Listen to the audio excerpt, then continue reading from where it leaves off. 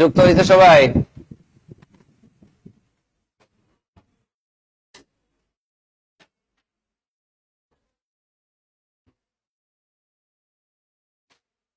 আগে lecture sheet শেষ করো, তারপরে অন্য বই পড়ো। হৃদয় খান,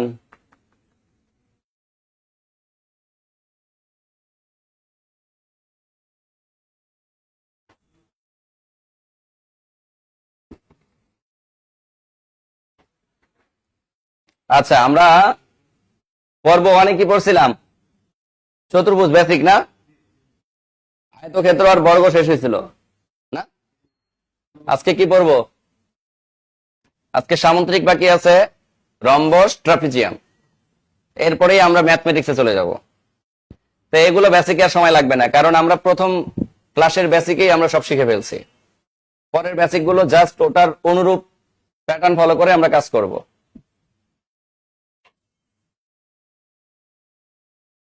বই পাবা না কেন? বই তো সবাই দেওয়া হয়েছে, প্রাইমারি বই তো অ্যাভেলেবল আছে। বই না পাওয়ার কারণ কি? 09-এ কল করবা যারা বই পাও নাই, পেইড ব্যাচের স্টুডেন্ট কিন্তু বই পাও নাই।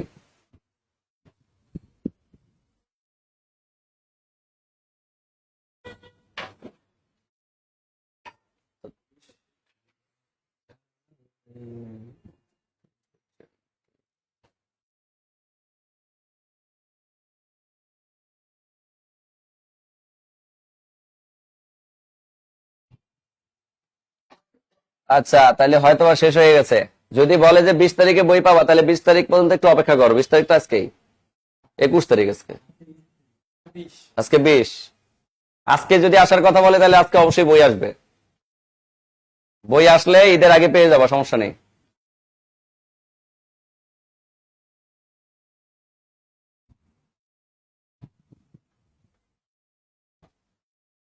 আচ্ছা, পিডিএফ ব্যাচে ভর্তি হইতে চাইছিলা, বই নিতে চাও? আচ্ছা, বই নিতে চাইলে তুমি হচ্ছে আমাদের নাম্বারে কল করো, এই নাম্বারে কল করো, এখনই কল করো। রিনা আক্তার, 01901519501, এই নাম্বারে কল করো, তোমার বই এন্ট্রি করে দিবে। যাও, দ্রুত কল করো, এখনই কল করো।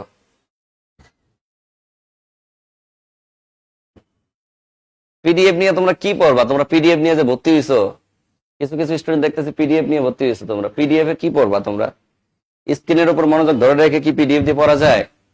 বই নাও, বই নাও, কল দাও, কল দিয়ে নামমাত্র ফি দিয়ে, যেটা না দিলে নয় ওইটা দিয়ে বইগুলো নিয়ে বই নিয়ে পড়াশোনা করো। সামনে এক সেট বই রাখো। বুঝতে পারছি? আরেকজন লেখছে পাকনামি কইরা, সবারই অভিযোগ দেখতেছি। কিসের অভিযোগ? বই না পড়ো এটা অভিযোগ? 2-4 জন বই পায় নাই, ক্লাসে আছে, লাইভে আছে ধরো 300-300-র মধ্যে তো 5-7 জন বই পাবেন, এটাই স্বাভাবিক। আবার অনেকে দেখা গেল যে আমাদের যেহেতু স্টক আউট বই তো অবশ্যই পাবা। এই যে অনেকে আবার ভর্তির একদিন পরে পরে বই পাইছে, যারা একদিন পর পরে বই পাইছে তারা কেমনে পাইছে?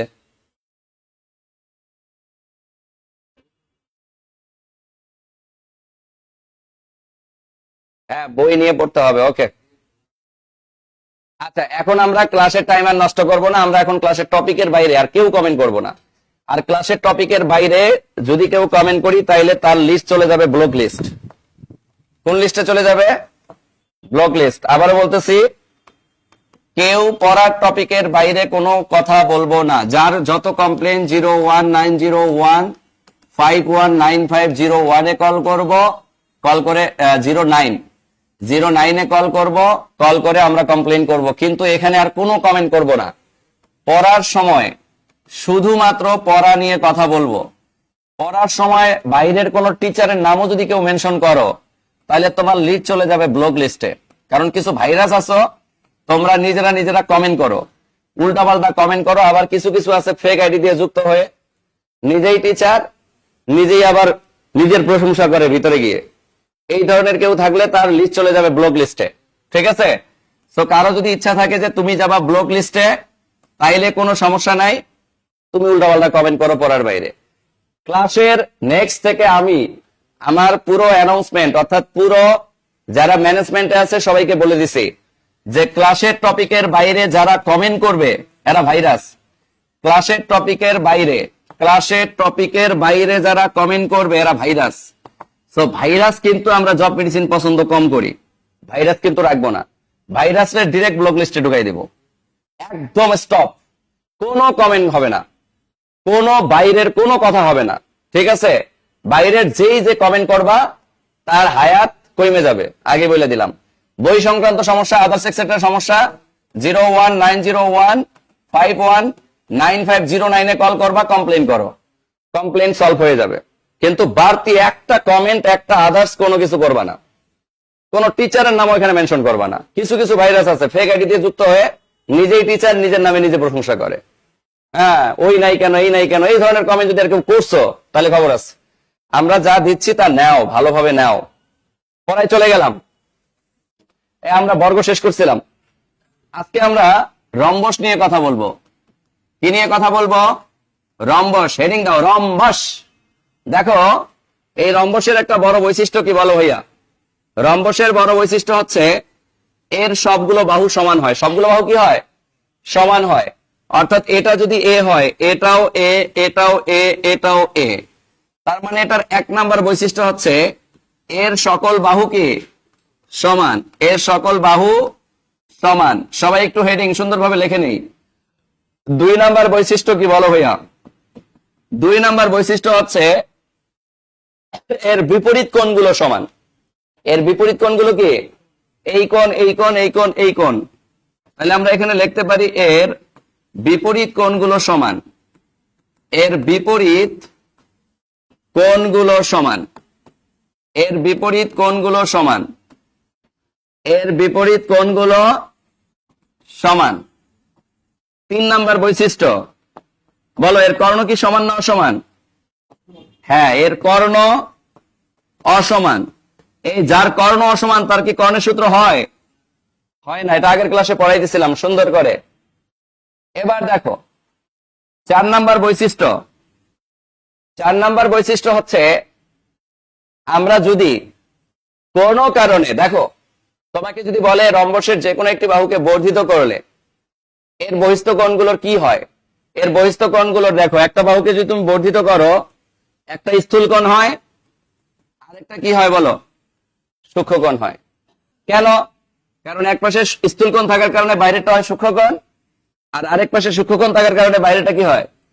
তাহলে এখানে প্রশ্ন আসতে পারে যে এর যে কোনো বাহুকে বর্ধিত করলে, এর যে কোনো বাহুকে উভয় দিকে বর্ধিত করলে, উভয় দিকে বর্ধিত করলে একটি সূক্ষ্ম কোণ ও একটি স্থূল কোণ পাওয়া যায়। একটি সূক্ষ্ম কোণ ও একটি স্থূল কোণ পাওয়া যায়। একটি স্থূল কোণ পাওয়া যায়। লেখছো? 5 নাম্বার বৈশিষ্ট্যটার পাশে লিখবা 7 স্টার, যেটা বারবার আসে। এই 4টা বৈশিষ্ট্য লেখা শেষ। 4টা বৈশিষ্ট্য লেখা শেষ। হ্যাঁ, বর্গক্ষেত্রের চ্যাপ্টার রূপ। আচ্ছা,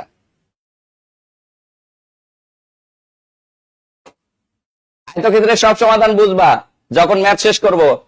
এবার 5 নাম্বার বৈশিষ্ট্য চলে আসো। 5 নাম্বার বৈশিষ্ট্য দেখো, 5 নাম্বার বৈশিষ্ট্যটা সবচেয়ে বেশি গুরুত্বপূর্ণ। এই বৈশিষ্ট্যটা বারবার পরীক্ষায় আসে। এই 5 নাম্বার বৈশিষ্ট্যটার পাশে 7 স্টার দিয়ে রাখবা। যেটা গুরুত্বপূর্ণ বলবো সেটার পাশে গুরুত্বপূর্ণ দিয়ে রাখবা। শোনো, যদি তোমাকে কখনো বলা হয় যে রম্বসের যদি আমি কর্ণ দ্বারা কর্ণদ্বয়কে বিভক্ত করি, কর্ণ দ্বারা কি করি? বিভক্ত করি, তাহলে এদের মধ্যে, কর্ণের মধ্যে সমকোণে একজন আরেকজনকে দ্বিখণ্ডিত করে। কি কোণে দ্বিখণ্ডিত করে বলো? সমকোণে। তাহলে লিখবা এর কর্ণদ্বয় একজন আরেকজনকে লম্বিক ভাবে দ্বিখণ্ডক করে। একজন আরেকজনকে লম্বিক ভাবে দ্বিখণ্ডিত করে। লম্বিক ভাবে দ্বিখণ্ডিত করে। লম্বিক ভাবে দ্বিখণ্ডিত করে। এই লম্বিক ভাবে দ্বিখণ্ডিত করার কারণে তাই এদের মধ্যবর্তী কোণ সমকোণ হয়। এদের মধ্যবর্তী কোণ এক সমকোণ করে হয়, এক সমকোণ করে হয়। এই বৈশিষ্ট্যটার পাশে 7 স্টার দিয়ে রাখো সবাই, সবচেয়ে গুরুত্বপূর্ণ একটা বৈশিষ্ট্য এটা। তাহলে কি বললাম, এর কর্ণদ্বয় একজন আরেকজনকে কিভাবে ছেদ করে, লম্বিক ভাবে দ্বিখণ্ডিত করে, তাই এদের মধ্যবর্তী কোণ কি কোণ হয়, এক সমকোণ করে হয়। এই যে সমকোণ, এই যে সমকোণ, এই যে সমকোণ, এই যে সমকোণ। ক্লিয়ার? এতটুকু কনসেপ্ট ক্লিয়ার? এবার আমরা চলে যাই, সবচেয়ে গুরুত্বপূর্ণ আরো কিছু জায়গা আছে আমাদের। আচ্ছা, সবচেয়ে গুরুত্বপূর্ণ আরো কিছু জায়গা আছে। এবার আমরা এর ফর্মুলা নিয়ে কথা বলবো। নাম্বার 1 ফর্মুলায় যেটা আসে সেটা হচ্ছে আমাদের পরিসীমা। কি আসে বলো, বলো পরিসীমা মানে কি, সবগুলো বাহুর যোগফল। দেখো তো সবগুলো বাহু কি এ, তাহলে কয়টা এ যোগ করবা ভাইয়া, 4টা এ যোগ করবা, তাইলে উত্তর কি হবে 4a। তাইলে আমরা বুঝতে পারলাম এর পরিসীমা হবে 4a, এর পরিসীমা কি হবে 4a। এবার বলো, যদি তোমাকে বলে কর্ণ, বলো কর্ণের কোনো ফর্মুলা আছে, এর ফর্মুলা নেই। কেন কর্ণের ফর্মুলা নেই? কারণ কর্ণ অসমান, কারণ কর্ণ অসমান। কর্ণ অসমান হইলে তার কোনো কর্ণের ফর্মুলা হয় না, সমান হইলে কর্ণের ফর্মুলা হইতো। সমান মানে তার একটা যে কোনো একটার মান বের করলে হয়ে গেল, কিন্তু এখানে অসমান, তার মানে একটার মান তো আমি, হ্যাঁ একটার মান স্পেসিফিকলি দেওয়া থাকলে শর্ত সাপেক্ষে আরেকটার মান বের করা যেতে পারে। সেক্ষেত্রে ফর্মুলা আমরা নিজেরাই তৈরি করতে পারি, নিজেরাই কি করতে পারি, তৈরি করতে পারি। যেমন এই যে সমকোণে দ্বিখণ্ডিত করলো, তাহলে এই বড় বাহুটা অতিভুজ, অতিভুজ সাপেক্ষ করে এখানে যে কোনো একটা বাহুর অর্ধেকের মান দেওয়া থাকলে আরেকটা এমনি বের করা যাবে, সেটা ব্যাপার আলাদা। কিন্তু ন্যাচারালি যদি আমরা বলি যে কর্ণের সূত্র কি আছে, নাই। কেন নাই? কারণ কর্ণ অসমান, কারণ কর্ণ অসমান। আচ্ছা আচ্ছা ঠিক আছে, লেখার সময় দিব, লেখার সময় দিব, তোমরা একটু দ্রুত লেখার চেষ্টা করবা। এরপরে দেখো, তোমাকে যদি বলা হয় ভাই ক্ষেত্রফল, কি বলবে বলো, ক্ষেত্রফল। একটু মনোযোগ দাও তো ভাইয়া, তোমাকে যখন ক্ষেত্রফল বলছে, এই ক্ষেত্রফল মানে কি বলছি আমি, সমকোণ সংলগ্ন দুই বাহুর গুণফল। বলো এখানে সমকোণ কোথায় পাইছো, কর্ণদ্বয়ের মধ্যে। কোথায় পাইছো, কর্ণদ্বয়ের পুরো অংশ না অর্ধেক অংশ?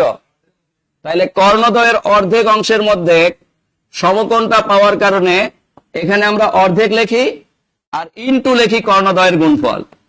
ইনটু কি লিখি, কর্ণদ্বয়ের গুণফল, কর্ণদ্বয়ের গুণফল। মনে থাকবে? তাইলে ওই যে আমরা একটা মেথডই শিখছি যে ক্ষেত্রফল মানে সমকোণ সংলগ্ন দুই বাহুর গুণফল, সমকোণ সংলগ্ন দুই বাহুর গুণফল। 5 নাম্বারটা লেখেন নাই, 5 নাম্বার শর্তটা কি লিখছিলাম, ও লেখো, এর কর্ণদ্বয় একজন আরেকজনকে লম্বিক ভাবে সমদ্বিখণ্ডিত করে, তাই এর প্রত্যেক কোণ সমকোণ হয়। যারা 5 নাম্বার বৈশিষ্ট্য লেখো নাই, লেখো এর কর্ণদ্বয় একজন আরেকজনকে লম্বিক ভাবে ছেদ করে। কিভাবে ছেদ করে, লম্বিক ভাবে ছেদ করে। কর্ণদ্বয় একজন আরেকজনকে লম্বিক ভাবে ছেদ করে, তাই এদের মধ্যবর্তী কোণ সমকোণ হয়, তাই এদের মধ্যবর্তী কোণ সমকোণ হয়। যারা 5 নাম্বার বৈশিষ্ট্য লেখো নাই, লেখা শেষ? আরেকজন বলছে 4টা, একটু 4 নাম্বারটা কি বলছি, এর যে কোনো বাহুকে উভয় দিকে বর্ধিত করলে একটি স্থূলকোণ এবং একটি সূক্ষ্মকোণ পাওয়া যায়। এই যে যে কোনো একটা বাহুকে বর্ধিত করলে একদিকে দেখো স্থূলকোণ পাইলাম, আরেকদিকে দেখো সূক্ষ্মকোণ পাইলাম। ঠিক আছে, এর যে কোনো বাহুকে উভয় দিকে বর্ধিত করলে, এর যে কোনো বাহু উভয় দিকে বর্ধিত করলে একটি সূক্ষ্মকোণ এবং একটি স্থূলকোণ পাওয়া যায়। আচ্ছা শেষ? হ্যাঁ, 4 এর জায়গায় তুমি 4b লিখতে পারবা। তুমি যদি বাহুর মান কি ধরো, B B B B B B B B baby baby baby, 4টা বেবি যোগ করলে কি হবে, 4 বেবি। শেষ, এটা সমস্যা না। তুমি তোমার এখানে বাহুর মান তোমার নায়িকার নামের প্রথম ওয়ার্ড ধরতে পারো, কথা বুঝতে, তোমার বইয়ের নামের প্রথম ওয়ার্ড ধরতে পারো, বা তোমার নামের প্রথম ওয়ার্ড ধরতে পারো, এটা তো তোমার কেউ নিষেধ করবে না। বলো এতটুকু ফর্মুলা দিয়ে আমরা ক্লিয়ার কিনা, বলো ক্লিয়ার সবাই? এখান থেকে দেখো ভাই, প্রশ্ন কিন্তু পেঁচায় না, প্রশ্ন পেঁচায় না। প্রশ্ন ঠিক এভাবে করবে তোমাকে, দেখো একটু মনোযোগ দিতে হবে, একটু কড়া মনোযোগ দিলে আর কখনোই কি হবে না, ভুল হবে না। যদি তোমাকে কখনো ক্ষেত্রফল বের করতে বলে, কি বের করতে বলে, ক্ষেত্রফল, ক্ষেত্রফল বের করতে বললে তুমি বুঝে যাবা যে তোমার এখানে অবশ্যই দুইটা কর্ণের মান দেওয়া থাকবেই, মাস্ট দেওয়া থাকবে। আর মাঝে মধ্যে তোমাকে যদি কোনো কারণে পরিসীমার মান দেওয়া থাকে তাহলে একটা বাহুর মান বের করতে বলতে পারে। তো প্রশ্ন এরকম হতে পারে, তোমাকে বলতে পারে একটি রম্বসের, লেখো সবাই, একটি রম্বসের পরিসীমা 16 মিটার হলে এর বাহু কত, এর বাহু কত, বলো এর বাহু কত বলছে, তাহলে একটা বাহু মানে এর মান বের করতে বলছে। বলো এর পরিসীমা সমান কত, 4, পরিসীমা সমান 4, পরিসীমার মান 16, 4 a ইকুয়াল 16/4। তাহলে বলো অতএব এর মান কত পাইলা, বলো 4 পাইলা। কঠিন কিছু, কঠিন না। এভাবে তোমাকে একটা বাহুর মান বের করতে বলতে পারে। 2 নম্বর প্রশ্ন লেখো সবাই, এটা লেখা হইলে 2 নম্বর আরেকটা প্রশ্ন লেখো। লেখো একটি রম্বসের, লেখো একটি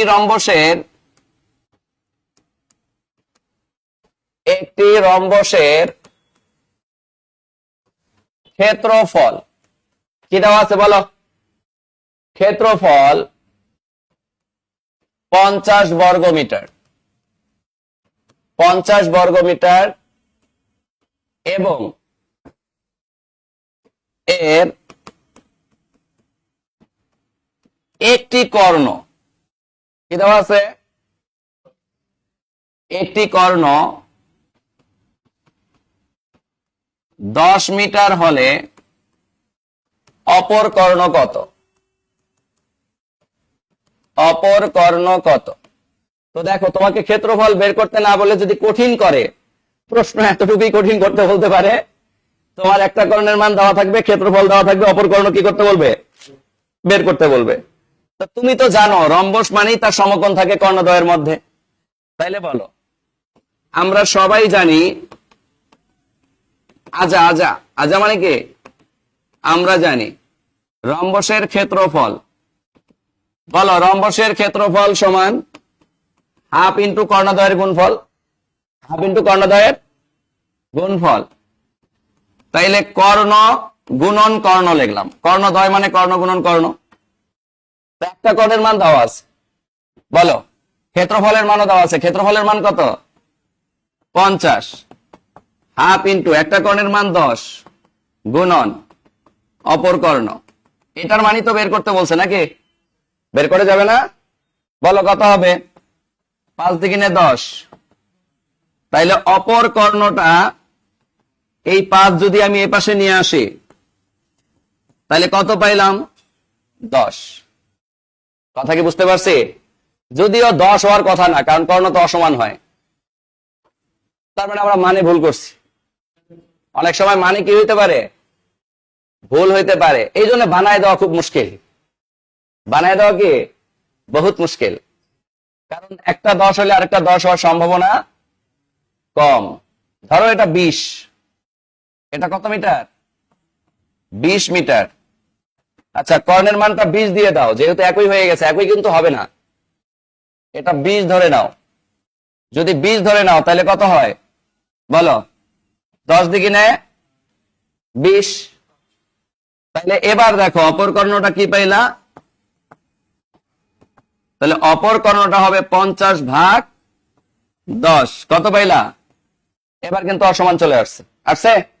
এই জন্য যখন ম্যাথ দেওয়া থাকবে অবশ্যই তারা ভেবে চিন্তে ম্যাথ দিবে, বুঝতে পারছি? তাহলে অতএব অপর কর্ণ 5, অপর কর্ণ হচ্ছে আমাদের 5, এটাই আনসার বাবু। ক্লিয়ার? তাহলে রম্বস থেকে প্রশ্ন আসলে পারবো ইনশাল্লাহ। তার 60 বর্গমিটার ক্ষেত্রফল দিলেই হয়, হ্যাঁ কোনো সমস্যা নেই, বাদ দাও।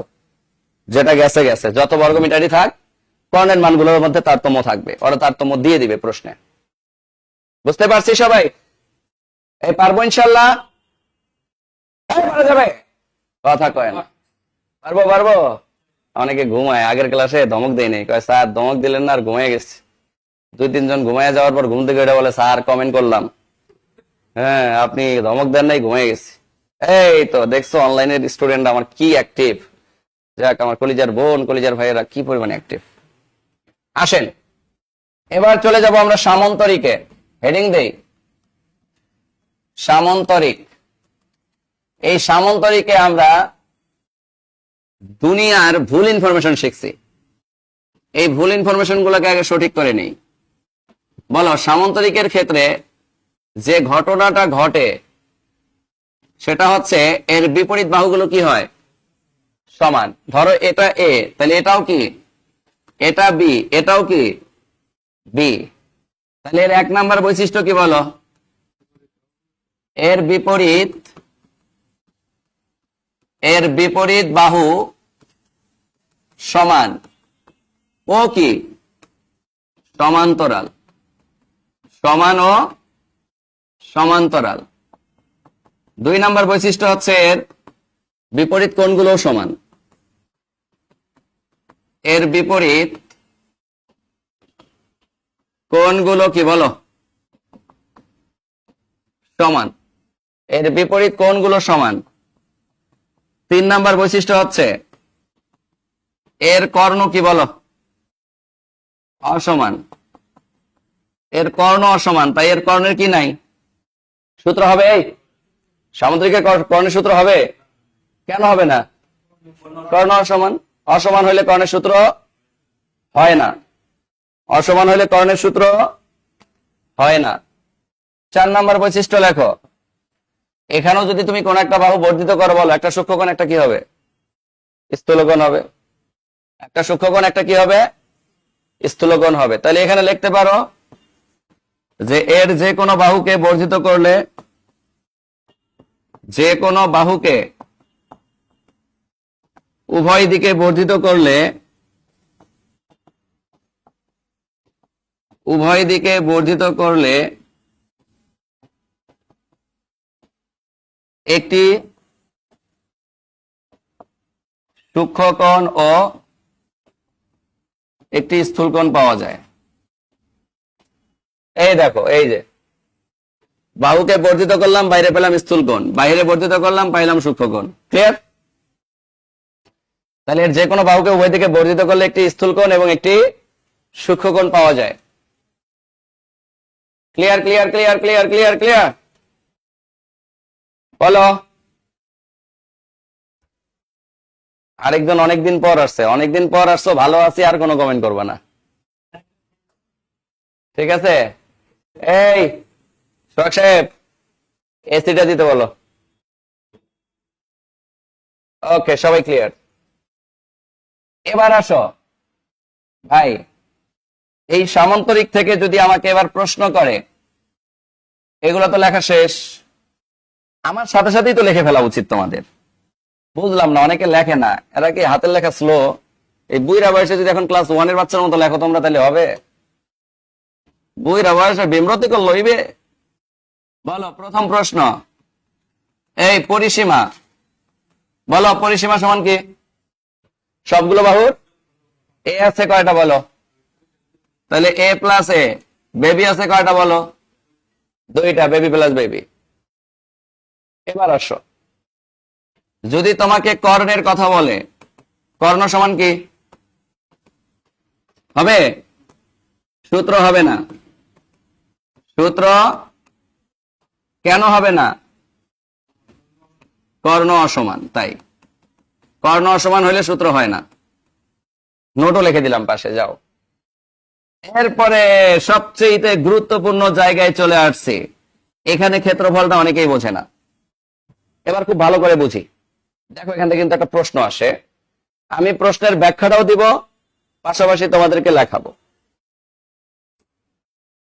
স্যার পোলাপাইন নিয়ে সমস্যা, তাই লিখতে দেরি হয়। পোলাপাইন রে আমার কাছে পাঠিয়ে দাও। মাইয়া মানুষ যদি পোলাপাইন মাইয়া হয়, তাহলে ওই সওয়াল আমার কাছে পাঠিয়ে দাও, আমি একটু বালাবালি করি, সমস্যা নেই। আচ্ছা, এবার দেখো ভাইয়া, এখানে একটা প্রশ্ন আসে। প্রশ্নটা করা হয়, একটি সামান্তরিকের একটি কোণ সমকোণ হলে সামান্তরিকটির নাম কি? আমরা কি বলি? আয়তক্ষেত্র। কেন আয়তক্ষেত্র বলি? কেন উত্তর বলেন, কেন বলি? এই কেনর উত্তরটা আমরা অনেকেই জানি না, যা জানার কারণে আমাদের প্রতিনিয়ত প্রশ্নের ব্যাখ্যা দিতে বললে, ধরেন এটাই ভাইভাতে ধরলো, আপনাকে বললো একটা সামান্তরিকের একটা কোণ সমকোণ আঁকতে গেলে তো এখানে একটা উচ্চতা আঁকতে হবে, হবে কিনা বলেন? তাইলে একটা কোণ সমকোণ হইলো, তো সমকোণ হলে কি এটা আয়তক্ষেত্র হয়ে গেল? হয় নাই তো। কিন্তু কেন আয়তক্ষেত্র বলি, দেখেন, খুব মনোযোগ দিয়ে কথাটা শুনবেন এবং এটার একটা বৈশিষ্ট্য পাশে লিখে রাখবেন। ধরেন আমি যদি সমকোণ তৈরি করার জন্য এখানে একটা উচ্চতা আঁকি, দেখেন তো এখানে কতটুকু ক্ষেত্রফল আমি নষ্ট করলাম না? এতটুকু ক্ষেত্রফল আমি নষ্ট করছি কিনা? আবার দেখেন, এখানে যদি আমি একটা উচ্চতা আঁকি, তাহলে যে ঘটনাটা ঘটে ঠিক ততটুকু ক্ষেত্রফল আমি দখল করছি কিনা বলেন? তার মানে এই পাশে ঠিক যতটুকু নষ্ট হয়, এই পাশে ঠিক ততটুকু কি হয়? দখল হয়। এতে করে আগের যে সামান্তরিক ছিল আর এখনকার যে আয়তক্ষেত্রটা পাইলাম, এই আয়তক্ষেত্র আর আগের সামান্তরিকের ক্ষেত্রফলের কোনো তারতম্য ঘটছে? ঘটে নাই। এটাই অনেকে বাঙালি বোঝে না, বলে সমকোণ তাই আয়তক্ষেত্র বলি। কিন্তু আয়তক্ষেত্র একটা সামান্তরিকে তুমি তখনই আয়তক্ষেত্র বলতে পারবা যখন তার ক্ষেত্রফল কি হবে? সমান হবে। ক্ষেত্রফল কি হবে? সমান হবে। ক্ষেত্রফল কিভাবে সমান হয় আবার বলতেছি।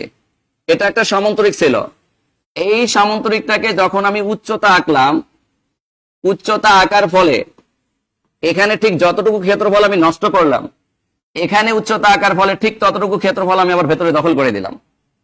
তাহলে ধরো এখানে যদি 5 বর্গ মিটার যদি নষ্ট করি, তাহলে এপাশে 5 বর্গ মিটার কি করে নিছি? আমি দখল করে নিছি।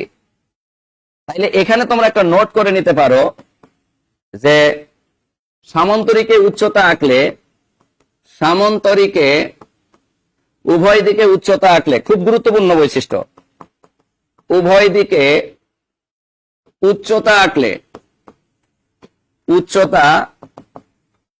আঁকলে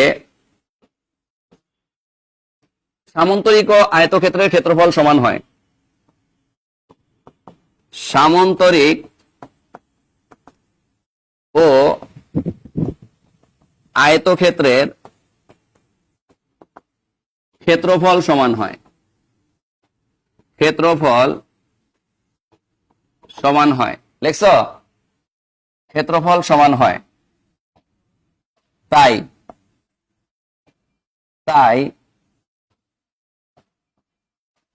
প্রশ্নে সামান্তরিকের একটি কোণ সমকোণ ও কর্ণদ্বয় সমান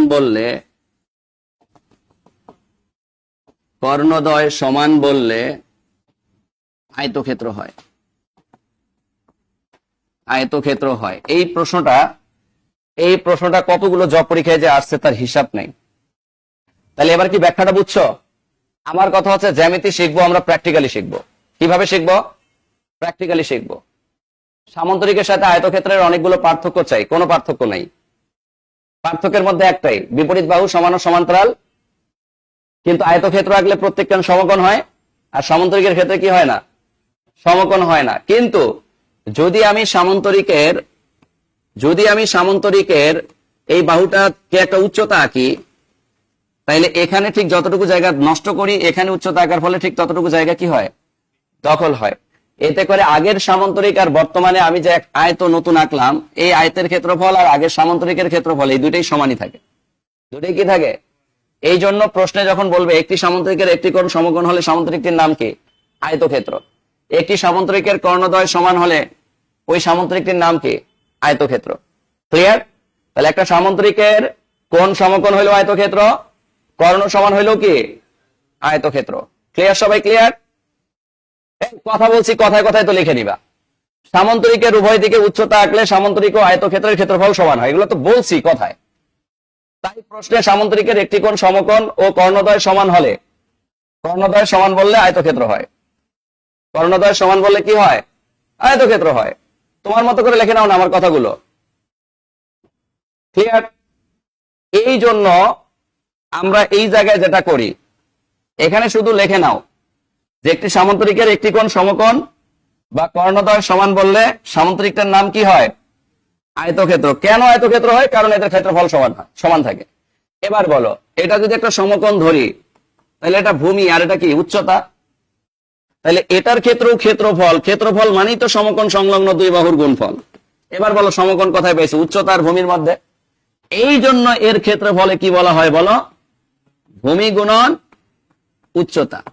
কি বলা হয়? ভূমি গুণন উচ্চতা। ক্লিয়ার? ভূমি গুণন উচ্চতা, ভূমি গুণন উচ্চতা। Concept clear? এবার কি বুঝছো? হ্যাঁ বুঝছো? পারবো। ওকে, তাহলে সামনে আগাবো। আগাই। তাহলে দেখো একই ফরম্যাটে আসছে কিনা? ক্ষেত্রফল মানে সমকোণ সংলগ্ন দুই বাহুর গুণফল আসছে? প্রতিটা সেগমেন্টে মিলছে না? আমি নিজে নিজে মিলাই দিচ্ছি। হ্যাঁ, খালি ফিল করতে হবে। কি করতে হবে? ফিল। ও রম্বসের সমকোণ পাওয়া যায় কর্ণদ্বয়ের মধ্যে, এই জন্য হাফ ইন্টু কর্ণদ্বয়ের গুণফল। ও সামান্তরিকের সমকোণ পাইতে গেলে উচ্চতা থাকতে হয়, তাহলে ভূমি গুণন উচ্চতা। ভূমি গুণন ও বর্গের ক্ষেত্রে দৈর্ঘ্য যা প্রস্থ তা, তাহলে সমকোণ সংলগ্ন দুই বাহুর গুণফল এ গুণন এ স্কয়ার। ও আয়তর ক্ষেত্রে একটা দৈর্ঘ্য একটা প্রস্থ, এই জন্য দৈর্ঘ্য গুণন প্রস্থ, অথবা এ গুণন বি, এ গুণন। ওকে, হ্যাঁ ক্লাস রেকর্ড থাকবে, সেভ থাকবে, টেনশন নাই। শোনো, এখানকার ম্যাথ কঠিন তেমন আসে না, এখানে আমি আর পেঁচাচ্ছি না, কোনো ম্যাথের উদাহরণ দিচ্ছি না। চলে যাও ট্রাপিজিয়ামে, চলে যাও ট্রাপিজিয়াম। খুব মনোযোগ দেবা। দেখো ভাইয়া, আমরা যদি একটা ট্রাপিজিয়াম আঁকি, তো এই ট্রাপিজিয়ামের সবচেয়ে বড় বৈশিষ্ট্য হচ্ছে একজোড়া বাহু সমান্তরাল হয়। একজোড়া বাহু কি হয়? এটা এ, এটা বি, এটা সি, এটা ডি। যদি একটা ট্রাপিজিয়াম হয়, এই বাহুটা এ, এটা বি, এটা সি, এটা ডি। তাহলে এর এক নাম্বার বৈশিষ্ট্য হচ্ছে এর কোনো বাহু সমান নয়। এর কোনো বাহু সমান নয়। তাহলে যার বাহু সমান নয়, দুই নাম্বার বৈশিষ্ট্য আমরা কি বলতে পারি? এর কোনো কি সমান নয়? কোণ কি নয়? এর কোনো কোণ সমান নয়। তিন নাম্বার বৈশিষ্ট্য আমরা কি বলতে পারি? এর কর্ণগুলো কি? এর কর্ণদ্বয় অসমান। এর কর্ণদ্বয় কি? আর চার নাম্বার বৈশিষ্ট্য হচ্ছে এর এক জোড়া বাহু কি? সমান্তরাল। কই সবাক না শাহবাগ না, জান উলানজি তো আছেই, একটা উলানজি 9,000 টাকা খরচ করার দরকার নেই। ও উলানজি আরেকটা আছে, হ্যাঁ ছোট। যদি আপনি ব্যবহার করেন পরে আবার না করে তাহলে আমাদের অফিসে রাখবেন। আচ্ছা ঠিক আছে, নিয়ে আনেন তাহলে ছোটটা। দেখেন, একটু মনোযোগ দেন। এর কর্ণদ্বয় অসমান, কিন্তু এখানে সবচেয়ে গুরুত্বপূর্ণ বৈশিষ্ট্য হচ্ছে এর এক জোড়া বাহু সমান্তরাল। এর এক জোড়া বাহু সমান্তরাল, সমান না কিন্তু। কি বলেন? সমান্তরাল। কেন আমি বলি, একটু মনোযোগ দেন। এই বাহুটার এই বাহুটা সমান্তরাল, এরা কিন্তু সমান না, কিন্তু সমান্তরাল। কেন জানেন? এই যে মধ্যবর্তী দূরত্ব সমান, মধ্যবর্তী দূরত্ব সমান, মধ্যবর্তী দূরত্ব সমান, মধ্যবর্তী দূরত্ব সমান, মানে যতটুকু জায়গা জুড়ে আছে ততটুকু জায়গার মধ্যে এদের মধ্যবর্তী দূরত্ব কি? আর আমরা জানি সমান্তরাল আমরা তাকেই বলি যাদের মধ্যবর্তী দূরত্ব কি হয়? সমান হইতে হবে এমন না, দুইটার মধ্যবর্তী দূরত্ব সমান হইলেই তার নাম কি? সমান্তরাল। ধরেন একটা বাহু 100 মিটার, আরেকটা বাহু 2 মিটার, এই বাহু সাপেক্ষে এই বাহু সমান্তরাল। যখনই মধ্যবর্তী দূরত্ব সমান দেখবো তাদেরকে আমরা সমান্তরাল বলবো। এই জন্য ট্রাপিজিয়ামের ক্ষেত্রে এক জোড়া বাহু কি হয়? সমান্তরাল। এই যেমন এখানে এডি এবং বিসি, এডি এবং বিসি সমান্তরাল লিখে দিলাম, চিত্রের সাপেক্ষে লিখে দিলাম যেখানে এডি এবং বিসি কি বলেন? সমান্তরাল। ক্লিয়ার?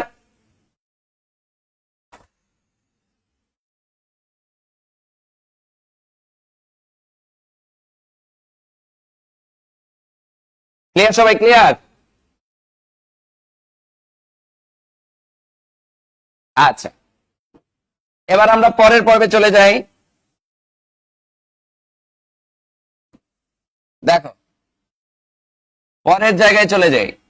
যদি তোমাকে প্রশ্ন করে পরিসীমা, কি সীমা? পরিসীমা, হিরোসীমা না, পরিসীমা। তাহলে পরিসীমা মানে কি?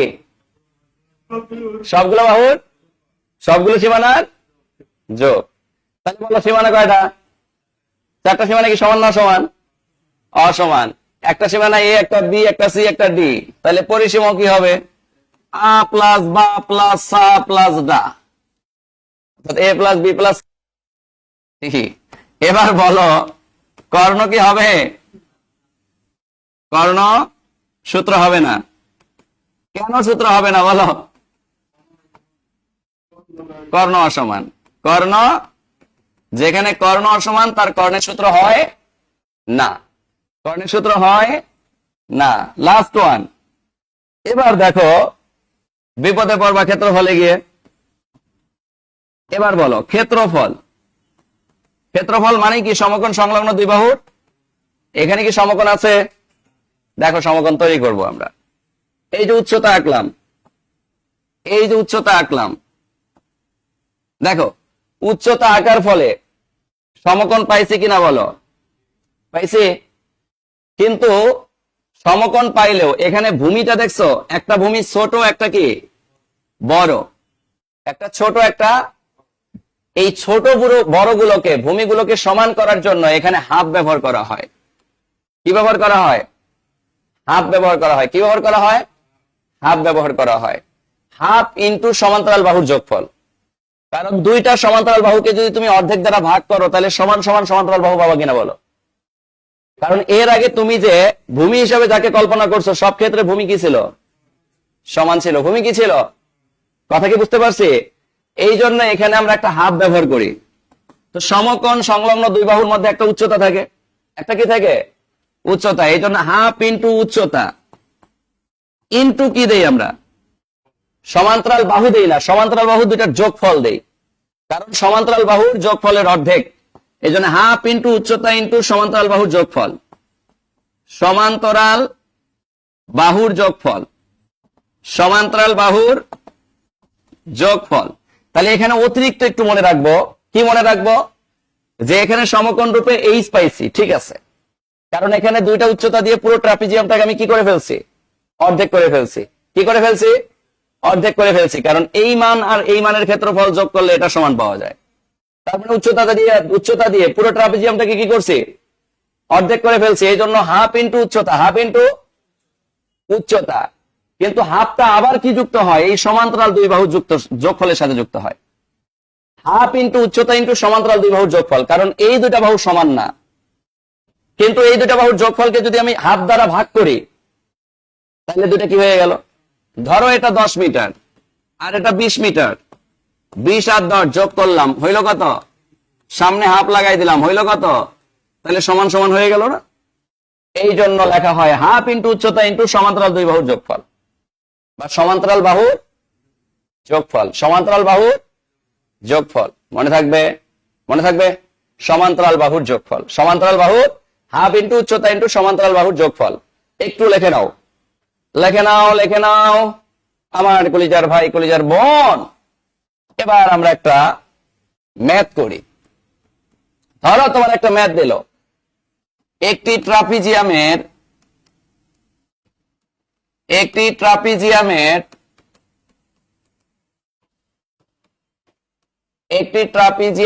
ক্ষেত্রফল, একটি ট্রাপিজিয়ামের ক্ষেত্রফল 100 বর্গ মিটার, 100 বর্গ মিটার, এবং এর সমান্তরাল বাহুদ্বয়, এবং এর সমান্তরাল বাহুদ্বয়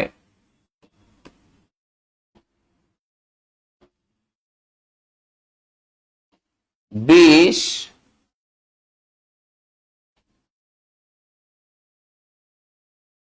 এবং এর সমান্তরাল বাহুদ্বয় 20 ও 30 মিটার, 30 মিটার হলে এর উচ্চতা কত? এর উচ্চতা কত? তাইলে বলো। আজা আজা, ট্রাপিজিয়ামের ক্ষেত্রফল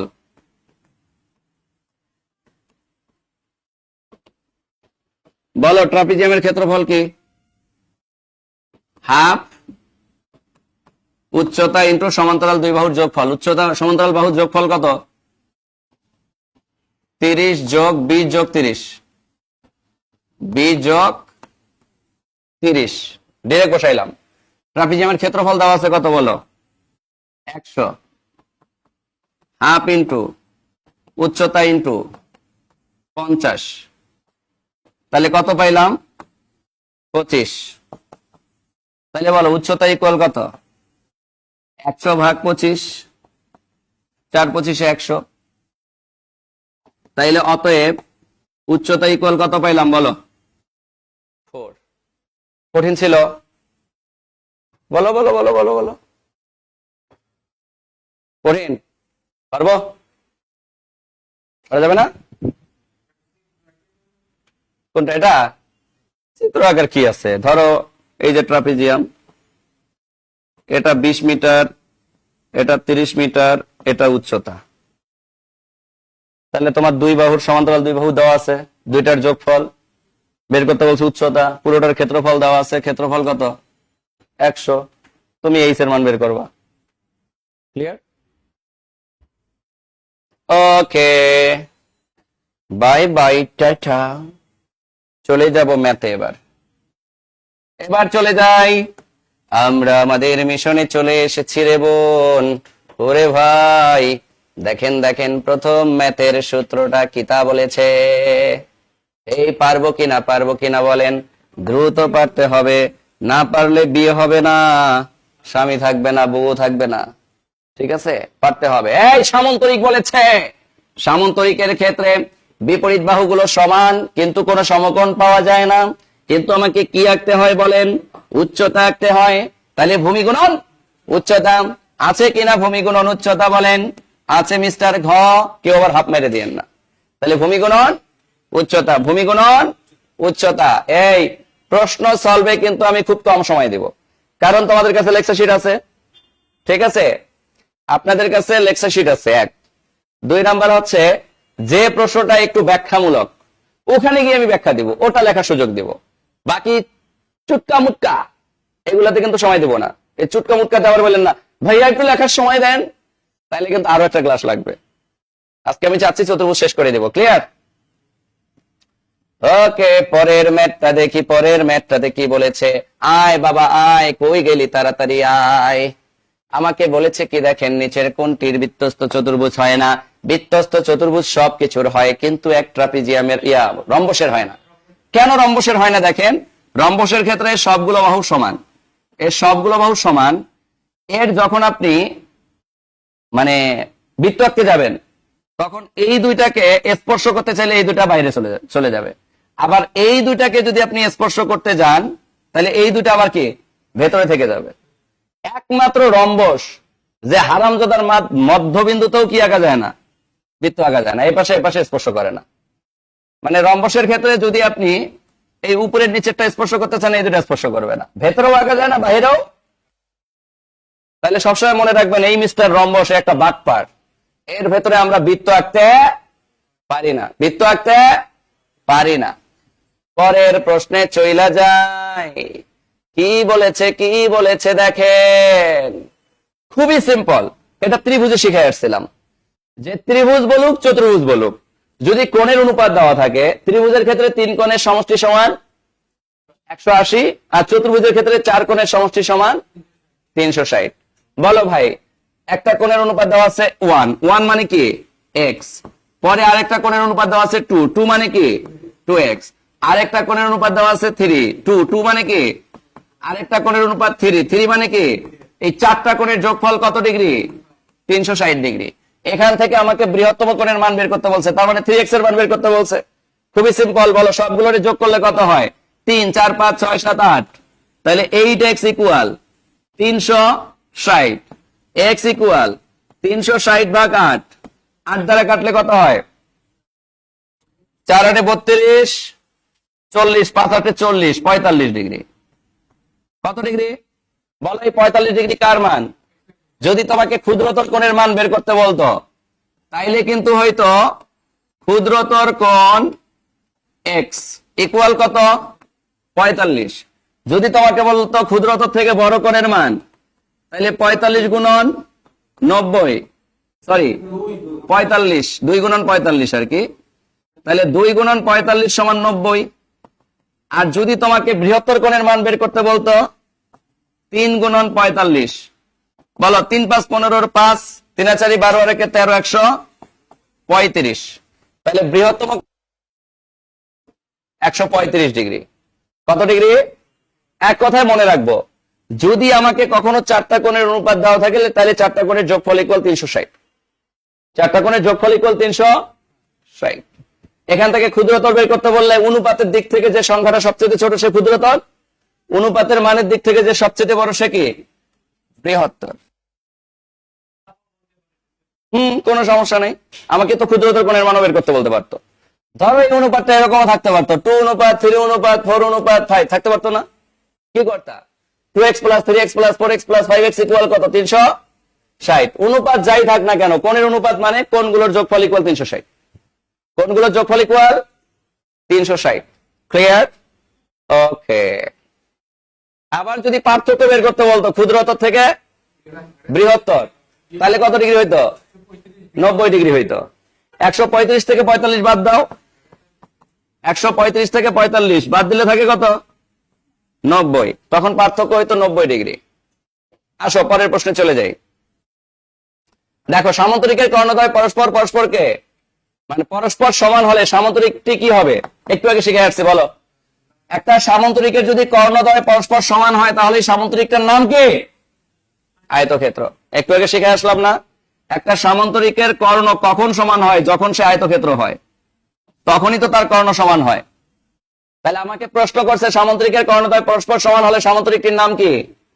কেন আয়তক্ষেত্র বলি? কারণ এদের ক্ষেত্রফলে কোনো তারতম্য ঘটে না। কোন ক্ষেত্রফলে তারতম্য ঘটে না। দেখছো এটা কতগুলো পরীক্ষায় আসছে? প্রাথমিক সহকারী শিক্ষক নিয়োগ পরীক্ষা 2018 সাল, সমাজ কল্যাণ মন্ত্রণালয়, তথ্য প্রচার সম্প্রসারণ মন্ত্রণালয় 2018 সাল। তাহলে এই প্রশ্নগুলো বেশি বেশি আসে। ক্লিয়ার? যদি এই একই প্রশ্ন করতো সামান্তরিকের একটি কোণ সমকোণ হলে সামান্তরিকটির নাম কি? আয়তক্ষেত্র। সমকোণ বলুক অথবা কর্ণ সমান বলুক, দুইটার যে কোনো একটা বললে একটা সামান্তরিককে আমরা কি বলতে পারি? কারণ তার বৈশিষ্ট্যগুলো আয়তক্ষেত্রের মধ্যে পড়ে যায় ক্ষেত্রফলের কোণ তারতম্য না ঘটার কারণে। ওকে, পরের প্রশ্নে চলে গেলাম। দেখো 6 নম্বর প্রশ্ন আমাদেরকে কি বলছে? যে চতুর্ভুজের বাহুগুলো পরস্পর সমান ও সমান্তরাল, কোনগুলো সমকোণ নয়? দেখো বাহু কিন্তু সবগুলো পরস্পর সমান ও সমান্তরাল বলছে। বলো বাহু সমান ও সমান্তরাল। বাহু সবগুলো সমান কিন্তু কোন কোন সমকোণ নয় কার? রম্বসের। শিখেছি না? বৈশিষ্ট্য লিখে দেই নাই? পরীক্ষায় আসছে, তথ্য সম্প্রচার মন্ত্রণালয় 2021। ক্লিয়ার? তাহলে উত্তর হবে রম্বস। উত্তর কি হবে? ওই যে যাহা বেসিক শিখছি ওই বেসিকের উপর ডিপেন্ড করে সব পারবো এখন। সোনিয়া তোমার কি দুঃখ বেশি? হ্যাঁ, অ্যাটলিস্ট কখনো কপালে হাত দিবা না। কিসের দুঃখ? সুখ আর সুখ। ভাববা যে আমি সুখী, ঠিক আছে? তুমি কপালে হাত দিছো কে? আমি যাদের কপালে হাত দিয়ে দিই এমনি করে আজ আমি মনে করি দুঃখে আছে, চাকরি হয় না, কষ্টে আছে। আমি কিসের কষ্ট? চাকরি হয়ে যাইব 2025 সালে 6 মাসের মধ্যে চাকরি হয়ে যাইব, সমস্যা কই? টেনশন নেওয়ার কোনো কিছু নাই। কিন্তু মা ভাই হাত দন যাইব না। যাক, অনেকেই আমরা ক্লাস করতেছি জুমে, খুবই ভালো লাগতেছে। যারা ক্লাস করতেছি খাতা কলম নিয়ে বসবো, আর আপনাদের চেহারাগুলো নুরানি চেহারা, আল্লাহ রহমত বর্ষণ করুক, আমিন। সাথে এই ক্লাসের মাধ্যমে সফলতা আসুক, আমিন। যাই হোক, আমরা একটু সামনের দিকে আগাই। দেখেন পরের প্রশ্ন আমাদেরকে কি বলছে? এই কোন সামান্তরিক, দেখেন আমার আসছে, আমার আসবে। কি কি কি বলছে বলেন? হ্যাঁ, 16তম বেসরকারি শিক্ষক নিবন্ধন পরীক্ষা কত? 19, সমাজ কল্যাণ মন্ত্রণালয়, তথ্য সম্প্রচার মন্ত্রণালয় আসছে। কি বলছে? কোন সামান্তরিকের একটি কোণ সমকোণ, এই সামান্তরিকের কোণ সমকোণ হয় কখন? যখন আয়তক্ষেত্র হয়। যখন, তাহলে দেখছেন। আর যদি বলে কেন আয়তক্ষেত্র বলি, কারণ সামান্তরিকের উচ্চতা আকার ফলে এদের মধ্যে ক্ষেত্রফলের কোন তারতম্য ঘটে না, এই জন্য একটা সামান্তরিককে আয়তক্ষেত্র বলি। এই জন্য একটা সামান্তরিককে কি বলি? আয়তক্ষেত্র বলি। ক্লিয়ার? হ্যাঁ, মনে থাকবে। ওকে, তাহলে এটার উত্তর কিন্তু আয়তক্ষেত্র। এটার উত্তর কি? আয়তক্ষেত্র। চলো চলো সামনে যাই। 8 নাম্বার প্রশ্নটা আমাদেরকে কি বলেছে একটু দেখে আসি। 8 নাম্বার প্রশ্ন আমাদেরকে কি বলেছে? ও আমার কলিজার ভাই, কলিজার বোন, কোন সামান্তরিকের দুটি সন্নিহিত কোণের মান, কোণের মধ্যে একটার মান দেওয়া আছে 115 ডিগ্রি, তাহলে অপর কোণটার মান কত? মনে রাখবা, মনে রাখবা, কোন সামান্তরিকের সন্নিহিত মানে পাশাপাশি দুই কোণের সমষ্টির কথা বলছে, অর্থাৎ এই কোণ আর এই কোণের যোগফল। যদি কখনো এই কোণটার কথা বলে, তাইলে এই কোণটার মান হয় এই কোণের সমান।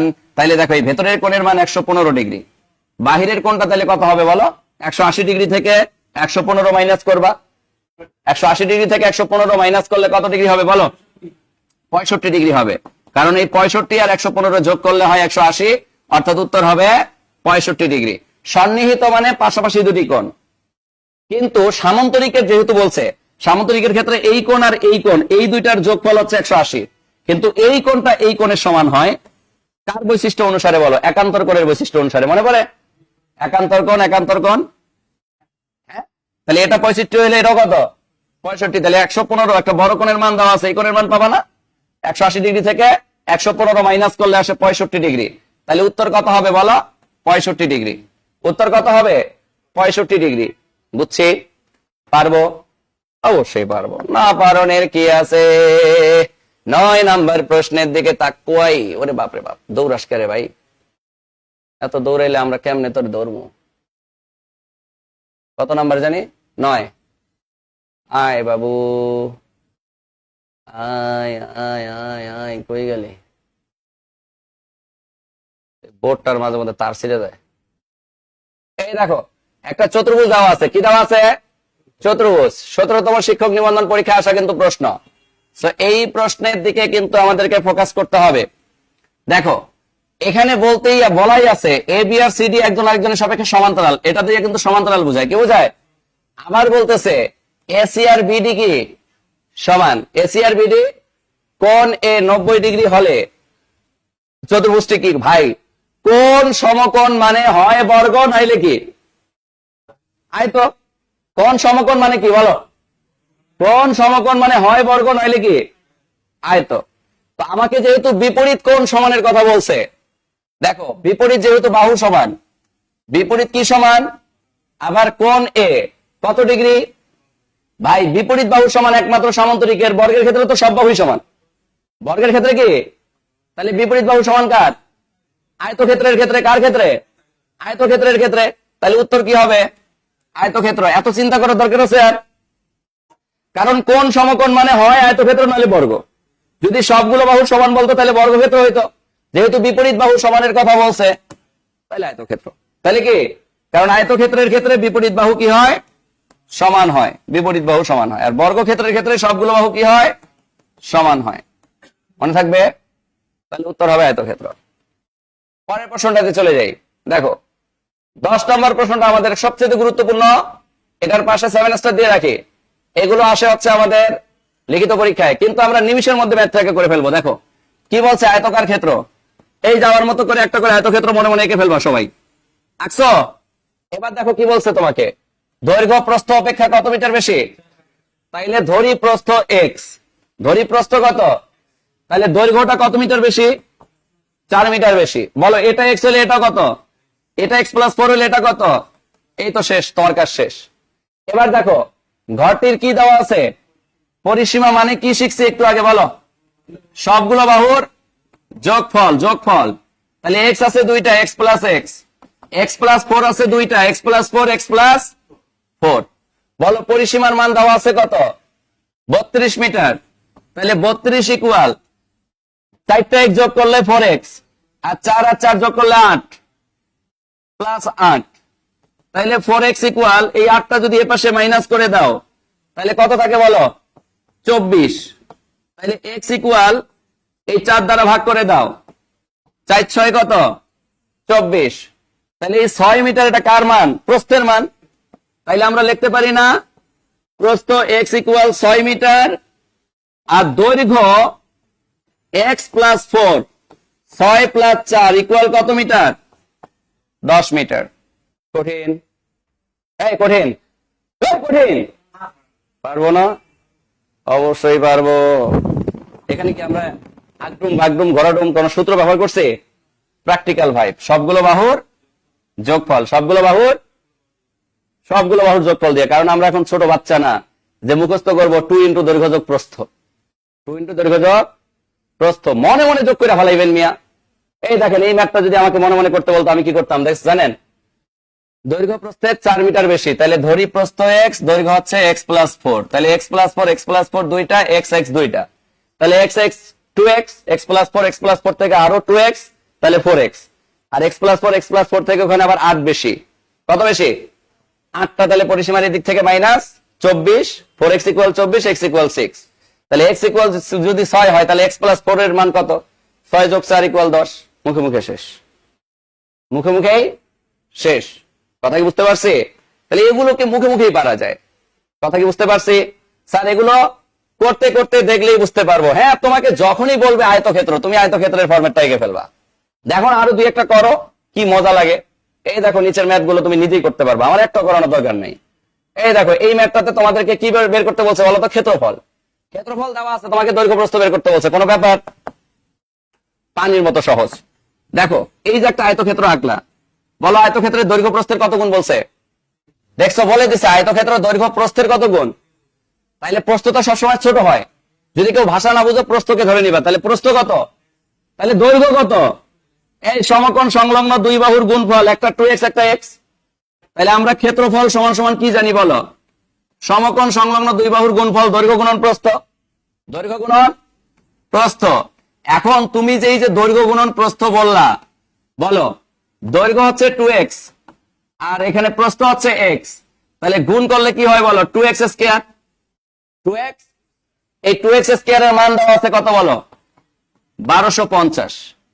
এখান থেকে তুমি x এর মান বের করলে 2x এর মান পাবা না? তোমাকে দৈর্ঘ্যের মান বের করতে বলছে, মানে 2x এর মান কত বের করতে বলছে, পারবা না? দেখো পানির মতো সহজ। তাহলে তুমি এখানে x স্কয়ার ইকুয়াল যদি দিতে চাও 2 দ্বারা 1250 ভাগ করো, কত হয়? 625। এবার বলো x ইকুয়াল যদি তুমি লিখতে চাও তাহলে রুট ওভার 625। তাহলে রুটের মান বের করা শিখালাম না কতদিন? যে রুট ওভার 625, 25 এর জন্য 5, 6 এর আশেপাশে বর্গ যায় 2 দিকে 4 3 3 9 2 25। তাইলে বলো x এর মান কত পাইলাম? 25 পাইলাম। এই যে x এর মান 25, এটা হচ্ছে আমার প্রস্থ। যদি আমাকে প্রস্থ বের করতে বলতো তাহলে প্রস্থ x ইকুয়াল 25, আমাকে বের করতে বলছে কি বলো? দৈর্ঘ্য। দৈর্ঘ্য কত বলো? 2x দ্বিগুণ, তাহলে 2 গুণন 25 সমান কত বলো? 50। 50 আছে?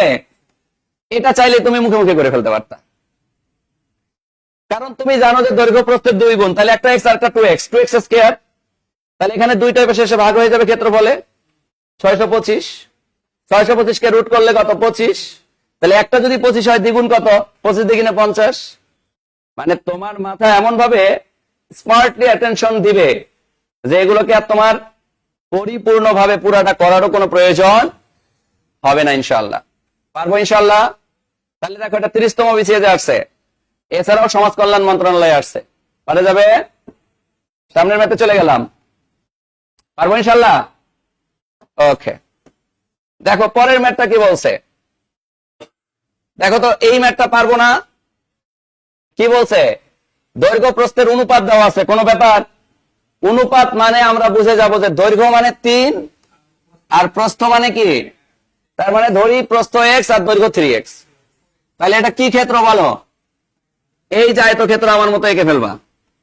তাহলে প্রস্থ x আর দৈর্ঘ্য কত? 3x। শেষ। মানে এভাবে ধরলে নিমিষের মধ্যে অ্যান্সার চলে আসবে। এই যে ধরছি, উহার পরিসীমা কত মিটার বলছে বলো? কোনো ব্যাপার, x আর 2x এর 3x এর মান বের করলে গুণ করে দিলে অ্যান্সার চলে আসলো। বলো এটা x মানে এটাও x, এটা 3x মানে এটাও কত? তাহলে পরিসীমা মানে সবগুলোর কি যোগফল। তাহলে পরিসীমা মানে সবগুলো যোগ করলে 3x plus 3x plus x plus সবগুলো যোগ করো কত হয়? পরিসীমার মান কত দেওয়া আছে বলো? 200 ইকুয়াল 8x। তাহলে x ইকুয়াল 200 ভাগ 8, 8 দুগুণে 16, 4 40, 5 8 40, 25। কত পাইলাম? 25 পাইলাম। তাহলে আমরা x এর মান পাইলাম 25। x এর মান কত? আর 3x এর মান কত? 3 গুণন 25, 3 25 কত বলো? সমকোণ সংলগ্ন দুই বাহুর গুণফল হচ্ছে কি? ক্ষেত্রফল। তাহলে তোমরা কি আজা আজা? আমরা জানি কি ক্ষেত্রফল সমান দৈর্ঘ্য গুণন প্রস্থ। তাইলে বলো দৈর্ঘ্য গুণন প্রস্থ যদি আমরা দেই, তাহলে দৈর্ঘ্য পাইলাম 75, প্রস্থ পাইলাম 25, 25 আর 75 গুণ করলে কত হবে?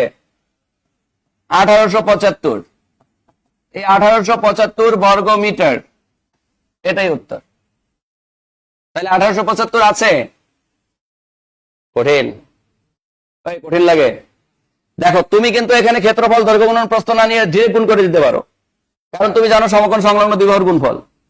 সমকোণ সংলগ্ন একটা বাহু 75 আর একটা বাহু 25, তাহলে 75 আর 25 এর গুণফলই উত্তর। 75 আর 25 এর গুণফলই কি উত্তর। ক্লিয়ার? পারবো ইনশাআল্লাহ? ক্লিয়ার সবাই? ক্লিয়ার? ওকে, পরের ম্যাথে চলে যাও। দেখো না, যত প্যাচ যুক্ত ম্যাথ বলুক তুমি পারবা। হুদাই পেরেশানি নিছো এতদিন। ভালো, এই প্রশ্নটা কোথায় কোথায় আসছে দেখো। 17তম শিক্ষক নিবন্ধন পরীক্ষায় কিন্তু আসছে, আরো অনেকগুলো জব পরীক্ষায় আসছে। তো তোমাকে যখন এই প্রশ্নটা করতে বলতেছে একটি বর্গক্ষেত্রের পরিসীমা এর কর্ণের দৈর্ঘ্যের কত গুণ, কর্ণের দৈর্ঘ্যের কত গুণ, তাইলে তোমরা তো একটু আগে ভাই বর্গক্ষেত্রের কর্ণ শিখে আসলা, মানে অতিভুজ। মনে পড়ে? এটাও এ, এটাও এ, এটা কর্ণ। তাহলে যেটাকে আমরা কর্ণ বলি ওটার নাম কি ছিল? অতিভুজ। তাহলে কি শিখছিলাম? যে কর্ণ সমান সমান রুট ওভার বাহু স্কয়ার প্লাস বাহু স্কয়ার, লম্ব স্কয়ার প্লাস ভূমি স্কয়ার, কিন্তু এখানে a square a square, root over 2a square. এখান থেকে আমরা পাইছিলাম √2 ইন্টু এ। মনে পড়ে? √2 ইন্টু এ। তো এখন দেখো এখানে তোমারে কি বলছে। তোমারে বলছে একটি বর্গক্ষেত্রের পরিসীমা এর কর্ণের দৈর্ঘ্যের কত গুণ, কর্ণের দৈর্ঘ্যের কত গুণ। তাইলে তোমার যেটা কাজ সেটা হচ্ছে বর্গের পরিসীমা মানে সবগুলো বাহুর যোগফল। তাইলে তুমি লিখলা পরিসীমা, পরিসীমা ইকুয়াল 4a। এরপরে তোমাকে বলছে কর্ণ, তাইলে কর্ণ ইকুয়াল কি? √2 ইন্টু এ। কে কার কত গুণ? ধরো সমীকরণ নাম্বার 1, সমীকরণ নাম্বার 2, দুইটাকে অনুপাত করে পাই। দুইটাকে কি করে পাই? অনুপাত করে পাই। তাহলে উপরে 4a, নিচে কত বলো? √2 ইন্টু এ। এ কি? কাটা। তাহলে উপরে 4, নিচে √2, √2 তো ক্যান্সেল করতে হবে, করতে হবে না? এই জন্য আমাকে কি করতে হবে? 4টাকে 2 গুণন 2 তে পরিণত করতে হবে, আর নিচে √2। এবার যে কোনো একটা 2 কে আমরা কি করব? রুটে পরিণত করব। তাহলে 2 গুণন √2 গুণন √2 বলা যায় কিনা বলো? একটা 2 কে দুইটা রুটে পরিণত করলাম, নিচে √2টা ক্যান্সেল করার জন্য কাটা। তাহলে উত্তর কত হইলো? 2√2 গুণ। তাহলে উত্তর হবে 2√2 গুণ। এই প্রশ্নটা কিন্তু খুবই গুরুত্বপূর্ণ। তার মানে আমাকে পরিসীমা এবং কর্ণ এরা কার কত গুণ এটা বের করতে বলছে। এরা কার কত গুণ এটা আমাকে কি করতে বলছে? এটা সবাই একটু খাতায় নোট করে নাও। যদি কেউ অনলাইন বলি অফলাইন বলি সবাই। তাহলে আমার ফার্স্ট কাজ হচ্ছে পরিসীমা ইকুয়াল 4a, কর্ণ ইকুয়াল √2 ইন্টু এ, আর দুইটাকে কি করতে হবে? আমাকে অনুপাত করতে হবে। কি করতে হবে? দুইটাকে অনুপাত করলে আমরা এ কাটা 4 ভাগ √2, 4 ভাগ √2 কে লেখা যায় 2 গুণন 2 ভাগ √2, আর একটা 2 কে আবার দুইটা রুট বলা যায়, নিচে √2 কাটা, তাহলে থাকে 2√2। তাহলে উত্তর হবে 2√2। উত্তর হবে কি? 2√2। বুঝছো সবাই? বুঝতে পারছি? ক্লিয়ার? ক্লিয়ার? ঘুমায় সবাই, ঘুমায়। ঘুমাইলে হইবে? চোখের মধ্যে ঘুম লইয়া পড়াশোনা করলে কোনো কাজ হইবে না। মনু বজ্র, চোখের মধ্যে পানি ডালো, পানি পানি, তাও ঘুম আনা যাবে না। ঘুম ভাব নিয়ে অনেকে ক্লাস করার পরে এক বান্ধবী আরেক বান্ধবীরে কল দিয়ে বলে, বান্ধবী কি পড়াইছে রে? এক বন্ধু আরেক বন্ধুরে বলে, বন্ধু আজকের ক্লাসে কি পড়াইছে? কয় তুই কি স্বপ্ন দেখছস? কয় হ, আমি ঘুমায় ঘুমায় স্বপ্ন দেখতেছি যে আমি ডক্টর ইউনূস হয়ে গেছি। হ্যাঁ, তা অনেকে ঘুমের ধান্দায় ক্লাস করলে ডক্টর ইউনূস হবা, স্বপ্নেই। বাস্তবে ডক্টর ইউনূসের সাথে দেখা করার যোগ্যতা হবে না। তো যোগ্যতা ক্রিয়েট করতে হবে না ঘুমায়া, ঘুমরে হারাম করে এমন কাজ করো যাতে করে তোমার যোগ্যতায় ডক্টর ইউনূস তোমার সাথে দেখা করতে আসে, নট ডক্টর ইউনূসের কাছে তোমার যাওয়া লাগবে। হতে পারে না? যদি তুমি এমন একজন যোগ্য পার্সন হও, এমন একটা ক্রিয়েটিভ জিনিস আবিষ্কার করো, বা এমন একটা ক্রিয়েটিভ জায়গায় যাও, দেখবে ডক্টর ইউনূস তোমার অফিসে পরিদর্শন করতে গেছে তোমার সাথে দেখা করতে। হতেই পারে। তো এই জন্য যোগ্যতা এমন একটা জায়গা, যে যোগ্যতা একবার ক্রিয়েট করলে এই যোগ্যতা দিয়ে অনেক অসম্ভবকে সম্ভব করা যায়। স্যার আচ্ছা একটু বলি, এখানে তোমার 4 এটা হচ্ছে পরিসীমা, এই যে পরিসীমা ভাগ কর্ণ।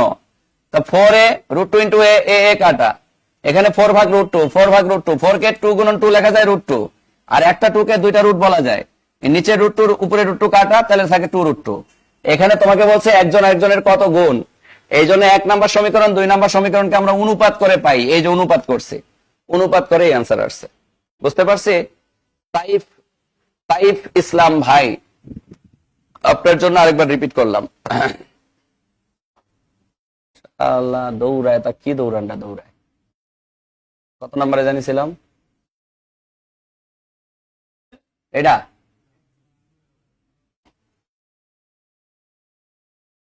লা হাওলা ওয়ালা কুওয়াতা ইল্লা বিল্লাহ, এটা 14। এত উপরে উঠছে, নিচে নামছে, কি কয়? তো বডি পাগল বানাই দিবে দেখি আমাদের। এইটার পরের ডেই তো ঠিকই তো আছে। বলো এটার উত্তর কি হইবে? দেখো এই প্রশ্নটা একটু বেশি কিউট, কিন্তু এটা অনেকে বুঝি না আমরা। তো এটাকে বুঝে বুঝে করতে হবে, এবং প্রত্যেকে খাতার সমন্বয়ক হলে ডক্টর ইউনূসকে দেখা যাবে। আহারে সমন্বয়ক হও, সমন্বয়ক, যুদ্ধ করো লাইভ রিস্ক নিয়ে। তোমরাও তো কষ্ট কম করছে যারা সমন্বয়ক হয়েছে, লাইভ রিস্ক নিয়ে যুদ্ধ করছে, করগুলি বুক পাইতে দিছে, এই জন্য তারা সমন্বয়ক। আচ্ছা যাই হোক, আমরা কাজের মধ্যে আসি।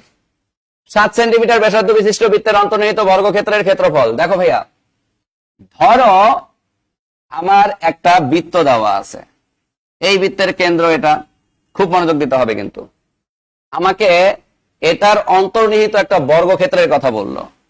তো ধরো এটা একটা বর্গক্ষেত্র, এটা একটা বর্গক্ষেত্র যার 4টা বাহু সমান ধরো, কিন্তু হয় নাই, আমাদেরটা হয়ে গেছে আয়তক্ষেত্রের মতো। কার মতো হয়ে গেছে? যদি আরেকটু দূর থেকে নিতাম তাইলে আবার হয়ে যেত, তাই না? এই যে এখান থেকে নিলে কিন্তু হয়ে যেত। ধরো একটু মিশিয়ে দিয়ে আর একটু স্ট্রাকচারে নিয়ে আসি ওরে। যদি আমরা ওই বুঝে নেয় না আবার অনেকে, এটা তো আরো ছোট হয়ে গেল। কাছাকাছি নাও, একটা কাছাকাছি নিলা, কাছাকাছি নিলা, এটা আরো বড় হয়ে গেল। দূর তারি, আর কি সমান হয় আর কি। একটা বৃত্তের মধ্যে আমরা চাইলে কি আঁকতে পারবো বলো? এরকম সমান সমান মান। এবার মনে হয়েছে, এবার হয়েছে কিছুটা, হয়েছে। তাইলে ধরো এটা কেন্দ্র, এটা কি ভাই? কেন্দ্র থেকে তার কর্ণ পর্যন্ত যদি আমি এই অর্ধকর্ণ পর্যন্ত নিয়ে আসি, এটাকে ব্যাসার্ধ বলা যায় না? বলো এই ব্যাসার্ধের মান কত? 7। এবার বলো এই কর্ণ থেকে আমি যদি উল্টা পাশে যাই, তাহলে এতটুকু আবার কত? 7। 7 7 কত হয়ে গেল বলো? বর্গের কর্ণ কত? বর্গের কর্ণ √2 ইন্টু এ। তাইলে বর্গের কর্ণের মান আমরা দেখলাম 14 পেয়ে গেছি। কত পাইছি? 14 পাইলাম।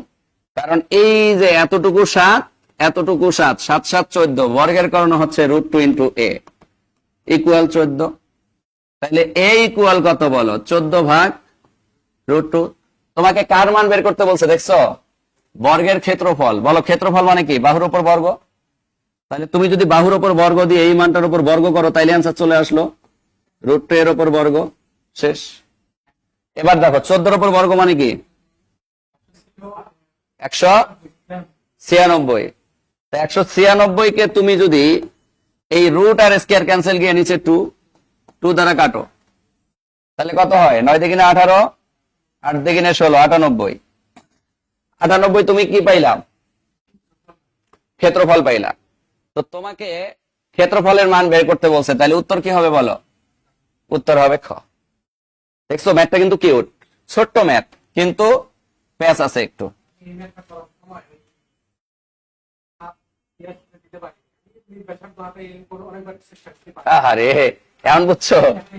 আচ্ছা, আগে বৃত্ত আঁকবা, ভেতরে বর্গ এঁকে এই যে কেন্দ্র থেকে কেন্দ্র থেকে এই পর্যন্ত দূরত্বটা ব্যাসার্ধ হয়ে গেল। আবার এখান থেকে এতটুকু ব্যাসার্ধ 7, 7 7 কত? 14। তাহলে বর্গের কর্ণ ইকুয়াল 14, √2 ইন্টু এ ইকুয়াল 14, এ এর মান 14 ভাগ √2। আমার তো চাইছে ক্ষেত্রফলের মান, তাহলে এ স্কয়ার ইকুয়াল 14 ভাগ √2 এর উপর স্কয়ার, 196 ভাগ 2 ইকুয়াল 98। ক্লিয়ার? সবাইকে বুঝতে পারছি? 14টা বুঝো নাই? আচ্ছা 14টা বুঝাই। দেখো 7 সেন্টিমিটার ব্যাসার্ধ বিশিষ্ট কিসের কথা বলছে? তাহলে বৃত্তের, মনে রাখবা, বৃত্তের কেন্দ্র থেকে তার পরিধি পর্যন্ত দূরত্বকে কি বলা হয়? ব্যাসার্ধ আর বলা হয়। তো এটা যদি বৃত্তের কেন্দ্র ধরো, তো বৃত্তের কেন্দ্র থেকে এই পরিধি পর্যন্ত দূরত্ব, এটা কি? ব্যাসার্ধ। তাহলে এতটুকু যদি ব্যাসার্ধ 7 হয়, তাহলে এখান থেকে এতটুকু এটাও ব্যাসার্ধ, এটাও কত? 7, 7 7 কত? 14। এই পুরো 14টা এটা হলো আমাদের ব্যাস। এটা কি? কিন্তু ব্যাস হইলেও এই ব্যাসের আরেক নাম হচ্ছে কর্ণ, কারণ এটা বৃত্তের ক্ষেত্রে কর্ণ হয়ে গেছে। কিন্তু বৃত্তের কর্ণের সূত্র আমরা জানি কি? √2 ইন্টু এ। তাহলে √2 ইন্টু এর মান কত পাইলাম? 14। এখান থেকে আমরা এ স্কয়ার এর মান বের করব। কার মান বের করব? এ স্কয়ার এর মান বের করব। 7 না বলে যদি 8 হতো, তাহলে 16 দিতা বলতেই পারে। ধরো তোমার এখানে 7 বলে নাই, তোমারে বলছে 8 সেন্টিমিটার ব্যাসার্ধ, তাহলে এখানে 8, এখানে 8, 8 8 কত? ধরো তোমারে বলছে 10, তাহলে এখানে 10, এখানে 10, 10 10 কত? তাহলে তুমি এখানে দিতা 20, এখানে কত দিতা? 20। বুঝতে পারছি? ক্লিয়ার সবাই? সাবিনা আপু বুঝতে পারছি?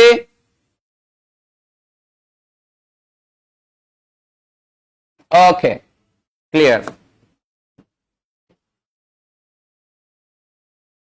এবার বলো, এই ম্যাথটা 10 থেকে 20তম গ্রেডের লিখিত পরীক্ষার জন্য খুবই গুরুত্বপূর্ণ। এটা লিখে রাখি, লিখিত গুরুত্বপূর্ণ। দেখো প্রশ্নটা বলছে একটি আয়তক্ষেত্র এবং বর্গক্ষেত্রের পরিসীমা সমান। আয়তক্ষেত্র এবং বর্গক্ষেত্রের পরিসীমা কি? আয়তক্ষেত্র বর্গক্ষেত্রের পরিসীমা সমান বলার পর আবার ক্লু দিয়ে দিছে কার? আয়তক্ষেত্রের। কার ক্লু দিয়ে দিছে? এবার দেখো, ধরো আমি একটা আয়তক্ষেত্র আঁকলাম, খুব মনোযোগ দিবা কিন্তু। ধরো আমি একটা আয়তক্ষেত্র আঁকলাম, আবার প্রশ্নে কিন্তু আয়তক্ষেত্রের বড় বাহুর মান দেওয়া আছে, এটা কিন্তু বড় বাহু। বলো বড় বাহুর মান কত? বড় বাহুর মান, তাহলে আয়তক্ষেত্রের বড় বাহু হচ্ছে 21, যেটাকে আমরা দৈর্ঘ্য বলি। কি বলি? দৈর্ঘ্য বলি। দৈর্ঘ্য হচ্ছে 21। দৈর্ঘ্য কত? 21। তো দৈর্ঘ্য 21 দিয়ে আমাদের কাছে কাজটা ইজি করে দিছে। আবার এখানে বলা আছে আয়তক্ষেত্রের বড় বাহু ছোট বাহুর কত গুণ? তাহলে ছোট বাহু যদি x হয়, তাহলে বড় বাহু কত? 3x। 3x এর মান কত দেওয়া আছে বলো? 21। তাহলে x এর মান কত বলো? 21 ভাগ 3, 7। তাইলে তুমি দেখো বড় বাহুও পাইয়া গেলা, ছোট বাহুও পাইয়া গেলা, শেষ। বড় বাহুও পাইয়া গেলা, ছোট বাহুও কি? তাহলে তোমার আর পরিসীমার মান জানা লাগতেছে না। এখন তোমার কি বলছে দেখো, বর্গক্ষেত্রের বাহুর দৈর্ঘ্য কত? বলো, একটার পরিসীমা সমান আরেকটার পরিসীমা। তাহলে আয়তক্ষেত্রের পরিসীমা যদি তুমি নাও a plus a plus b plus b, বলো এটা যদি 7 হয় এটাও কত? এটা যদি 21 হয় এটাও কত? তাহলে বলো 7 প্লাস, আমরা কি বলতে পারি যে আয়তক্ষেত্রের পরিসীমা সমান বর্গক্ষেত্রের পরিসীমা, কারণ আমাকে অলরেডি প্রশ্নে এটা বলে দিছে বর্গক্ষেত্রের পরিসীমা। এবার বলো আয়তক্ষেত্রের পরিসীমায় 7 যোগ 7 যোগ 21 যোগ 21 ইকুয়াল বর্গক্ষেত্রের পরিসীমা ইকুয়াল কি? 4 এ। সবগুলো বাহু, 4টা বাহু যোগ করলে কত হয়? 4 এ। এবার 21 21 যোগ করো, 7 7 যোগ করো, 42 আর 7 কত?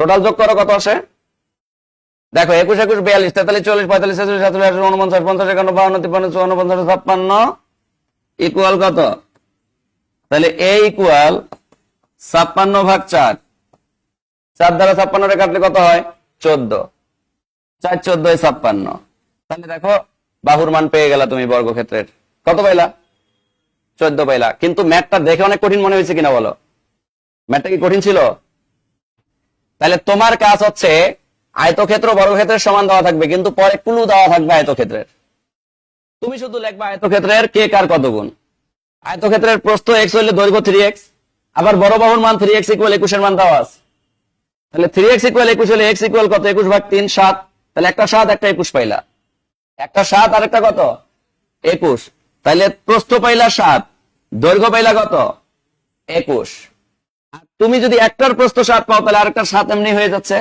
একটা 21 হলে আরেকটা 21 এমনি হয়ে যাচ্ছে তাহলে আয়তক্ষেত্রের পরিসীমা মানে কি সবগুলো বাহুর যোগফল ইকুয়াল বর্গক্ষেত্রের পরিসীমা মানে কি সবগুলো বাহুর যোগফল ইকুয়াল 4 এ তা তোমাকে বর্গক্ষেত্রের এক বাহুর মান বের করতে বলছে তাইলে 4 এ ইকুয়াল যদি 56 হয় তাহলে a ইকুয়াল কত 56/4 ইকুয়াল 14 কঠিন তাহলে দেখে মনে হয়েছে অনেক কঠিন ক্লিয়ার বুঝতে পারছি আচ্ছা আরেকবার রিপিট করতেছি দেখো তোমাকে প্রশ্ন করছে আয়তক্ষেত্রের দৈর্ঘ্য প্রস্থের কত গুণ 3 গুণ তাইলে ধরি প্রস্থ x দৈর্ঘ্য 3x দৈর্ঘ্য 3x দেওয়ার পর বড় বাহুর মান 21 দেওয়া আছে তার মানে 3x এর মান 21 দেওয়া আছে 3x যদি 21 হয় তাহলে x ইকুয়াল 21/3 7 এই 7টা হচ্ছে আমার প্রস্থের মান আর দৈর্ঘ্যের মান আগে থেকে দেওয়া আছে প্রশ্নে 21 তাহলে দৈর্ঘ্য প্রস্থের মান যদি জানি এটা 21 হলে এই দৈর্ঘ্য 21 এই প্রস্থ 7 হলে এই প্রস্থ সবগুলোর যোগফল ইকুয়াল পরিসীমা প্রথমেই বলা আছে আয়তক্ষেত্রের পরিসীমা আর বর্গক্ষেত্রের পরিসীমা কি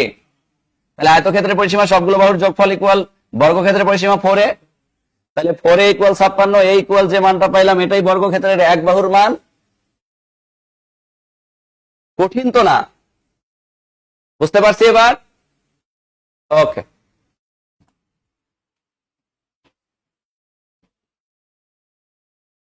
বলো 21 যদি দেওয়া না থাকতো তাহলে পরিসীমার মান দেওয়া থাকতো পরিসীমা দিয়ে তুমি দৈর্ঘ্য প্রস্থ বের করতে পারতা কারণ দেওয়া না থাকলে ক্ষেত্রফলের মান দেওয়া থাকতো তখন মানে কোনো না কোনো একটা ক্লু দেওয়া থাকবে কারণ ক্লু দেওয়া না থাকলে তুমি দৈর্ঘ্য প্রস্থ বের করতে পারবা না পারবা হয় পরিসীমার মান দেওয়া থাকবে নাহলে ক্ষেত্রফলের মান এমন ভাবে দেওয়া থাকবে যাতে করে তুমি বর্গ করে রুট করে মানটা বের করতে পারো কথা বুঝতে পারছি ক্লু দেওয়া থাকবে একটা ক্লু দেওয়া থাকবে বলো একটি সরলরেখার উপর অঙ্কিত বর্গক্ষেত্রের ওই সরলরেখার 1/4 উপর অঙ্কিত বর্গের ক্ষেত্রফল কত গুণ ধরো এটা একটা বর্গক্ষেত্রের একটা বাহুর মান একটা বাহু দিয়ে বুঝাই দেই এটার কত অংশ বলছে 1 তাহলে এই 1 অংশ 2 অংশ 3 অংশ 4 অংশ ধরো এই বাহুটার মান যদি হয় 5 তাহলে এইদিকেও 5 এইদিকেও 5 এইদিকেও কত 5 5 5 এটা একটা বর্গ হলো আর এই পুরা বর্গ এ পাশে এরকম 4 গুণ এ পাশে এরকম 4 গুণ ও পাশে এরকম 4 গুণ মিলে একটা পুরা বড় বর্গ থাকবে তাহলে তুমি একটা জিনিস ফিল করো তো এই পাশে 4টা বর্গ পাচ্ছ এ পাশে 4টা এ পাশে 4টা এ পাশে 4টা 4 চোখ কত তাহলে 16টা ছোট বর্গ একটা বড় বর্গের সমান হয়ে যাচ্ছে 16টা ছোট বর্গ কারণ এরকম 4টা অংশে কয়টা বর্গ থাকবে 4টা থাকবে প্রতি পাশে 4টা 4 চোখ কত 16 তাহলে এরকম 16টা ছোট বর্গ এই পুরো একটা বড় বর্গের সমান তাহলে তোমাকে কি প্রশ্ন করছে একটি সরলরেখার উপর অঙ্কিত বর্গের ক্ষেত্রের ওই সরলরেখার 1/4 উপর অঙ্কিত বর্গক্ষেত্রের তাহলে 1/4 উপর বর্গের যে ক্ষেত্রফলটা পাবো এটার 16 গুণ বড় বর্গটা কত গুণ 16 গুণ তাহলে উত্তর কত হবে যদি বলতো 1/3 এ পাশে 3 এ পাশে 3 ও পাশে 3 ও পাশে 3 কথা কি বুঝতে পারছি না না 3 3 3 তখন হচ্ছে তোমার এক কথায় তুমি মনে রাখবে এইভাবে দেখো কত অংশ বলছে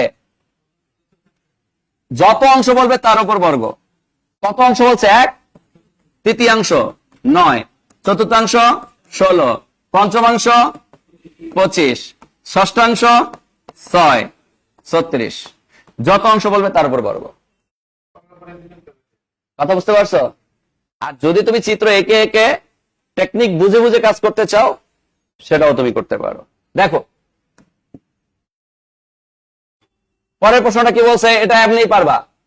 বলো, বর্গক্ষেত্রের ক্ষেত্রফল, চারদিকের বেড়ার দৈর্ঘ্য কত? তার মানে বেড়ার দৈর্ঘ্য চাইছে মানে পরিসীমা চাইছে, কারণ এই একটা বর্গক্ষেত্র।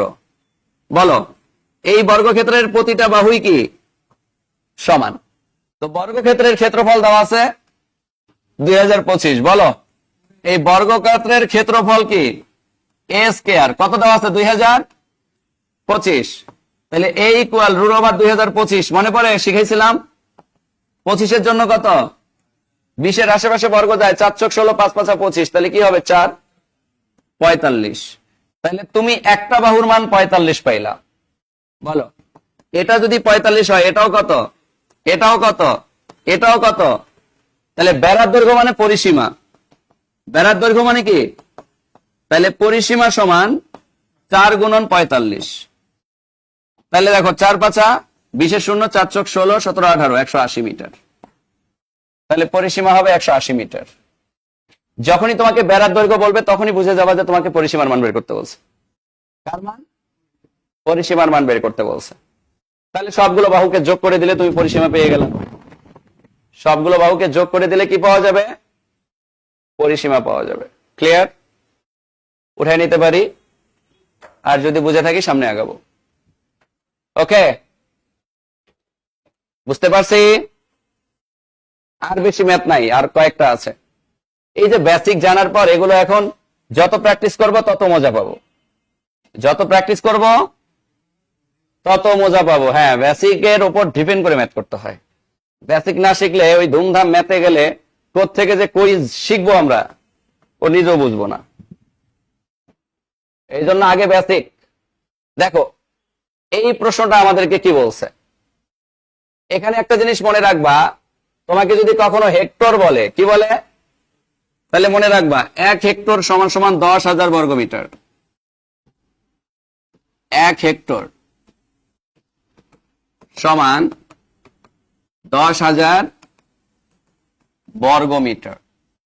তাহলে একটা বর্গক্ষেত্রের ক্ষেত্রফল দেওয়া আছে কত? 1 হেক্টর। বাগানটির পরিসীমা বের করতে বলছে। ধরো এটা একটা বর্গক্ষেত্র, তাহলে সবগুলো বাহুই কি বলো? সমান। তো আমরা তো জানি ক্ষেত্রফল এ স্কয়ারের মান 10,000। যদি এ স্কয়ারের মান 10,000 হয়, তাহলে এ এর মান কত বলো? 100। এর মান কত? তো তোমার পরিসীমা বের করতে বলছে মানে কি? প্রতিটা বাহুর মানে, তাহলে 4 × 100 সমান কত বলো? অথবা তুমি প্রতিটা বাহু যদি 100 100 করে যোগ করতা, 100 100 100, তাও কত হইতো? 400। তাহলে পরিসীমা কত বলো? 400। কঠিন? হ্যাঁ, পরবর্তী টাইমে ক্লাস দেখতে পারবা, রেকর্ড ক্লাস থাকবে। এটা তো এই যে বর্গের ক্ষেত্রফল, দুই বাহুর গুণফল। বর্গের ক্ষেত্রফল কি? বাহু স্কয়ার। বর্গের ক্ষেত্রফল কি? বাহু স্কয়ার। এ আর এ গুণ করলে, এই যে সমকোণ সংলগ্ন দুই বাহুর গুণফল, এ আর এ গুণ করলে এ স্কয়ার ইকুয়াল 10,000। আর এটা তো আমরা জানি, এটা মনে রাখতে হবে, মুখস্থ। 1 হেক্টর সমান সমান কত? 10,000 বর্গমিটার। 10,000 বর্গমিটার। স্যার এর আগের ক্লাসগুলো পাই না। এর আগের ক্লাসগুলো না পাইলে তুমি 09-এ কল দিয়ে ক্লাসগুলো সিকোয়েন্স নিয়ে নিবা। আচ্ছা, পিডিএফটা দিয়ে দিব প্র্যাকটিস করার জন্য, কোনো সমস্যা নেই। ক্লাস শেষ হলে তোমরা এই পিডিএফটা গ্রুপে পেয়ে যাবা, ঠিক আছে? টেনশন নিও না। বলো, এই ম্যাথটা দেখো তুমি নিমিষের মধ্যে করে ফেলতে পারবা। কেন? তুমি দেখতেছো তোমার কাছে মনে হচ্ছে অনেক বড়, কিন্তু আসলে বড় না। দেখো বর্গক্ষেত্রের পরিসীমা আবার কি বলছে? আয়তক্ষেত্রের। আবার দেখো আয়তক্ষেত্রের ক্লু দেওয়া আছে, কিন্তু ক্ষেত্রফল এবার দেওয়া আছে, যাতে করে তুমি দৈর্ঘ্য প্রস্থ বের করতে পারো। দেখছো? ওই বললাম যে কোনো একটা ক্লু দেওয়া থাকবে। তো ধরো এটা একটা আয়তক্ষেত্র, দেখো না কত মজার জিনিস। বলো আয়তক্ষেত্রের দৈর্ঘ্য প্রস্থের কত গুণ? তাহলে ধরি প্রস্থ x, তাহলে দৈর্ঘ্য কত? এটা 3x মানে এটাও কত? এটা x মানে এটাও কত? তো তোমরা জানো সমকোণ সংলগ্ন দুই বাহুর গুণফল হচ্ছে কি? ক্ষেত্রফল। এই ক্ষেত্রফলের মান কত দেওয়া আছে বলো?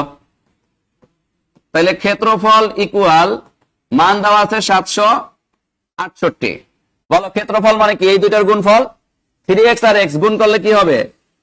3x স্কয়ার 768, x স্কয়ার 768 ভাগ কত বলো? 3, 256, 200 কত? এই যে 3 দুগুণে 6, 16, 5 দুগুণে 10, আর এখানে হচ্ছে তোমার দেখো এই যে 3 দুগুণে 6, 6 আর এখানে থাকে 16, 3 5 15 থাকে 18, 3 6 18, 200 কত? 56। তাহলে x ইকুয়াল রুট ওভার 256, 256 কে আমরা কি বলি বলো? 16 বলি। তাহলে তুমি এই 16টা কার মান পাইছো বলো? x এর মান। প্রস্থের মান পাইছো 16। তাহলে দৈর্ঘ্যের মান কত? 3 গুণন 16, 3 16 48, এটা 48 হলে এটাও কত? এটা 16 হলে এটাও কত? 16। এবার বলো, তোমারে বলছে বর্গক্ষেত্রের পরিসীমা, তাহলে বর্গক্ষেত্রের পরিসীমা 4a ইকুয়াল আয়তক্ষেত্রের পরিসীমা সমান করলে তোমার বর্গক্ষেত্রের এক বাহু বের হয়ে গেল।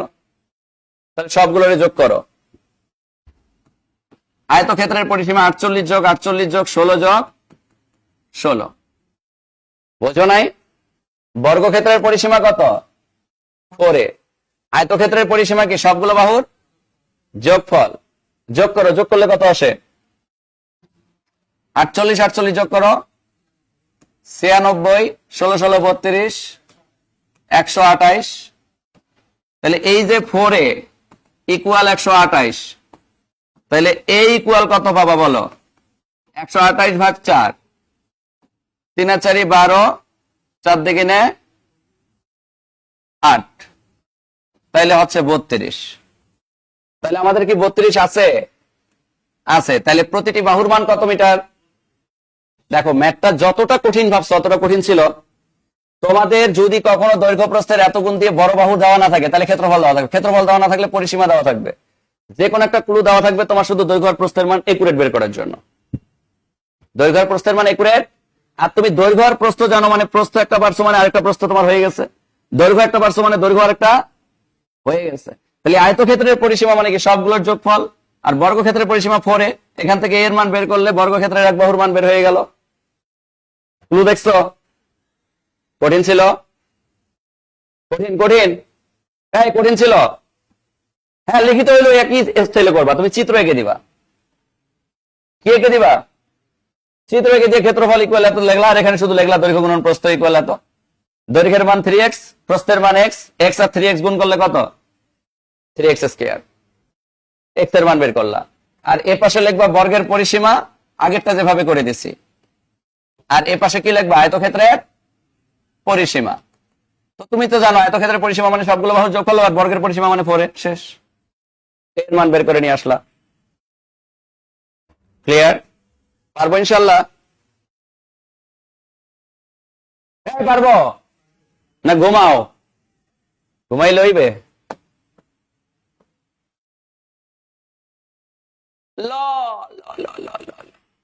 এটা তো শিখে আসছি। বলো রম্বসের কর্ণদ্বয়ের অন্তর্ভুক্ত কোণ কত ডিগ্রি?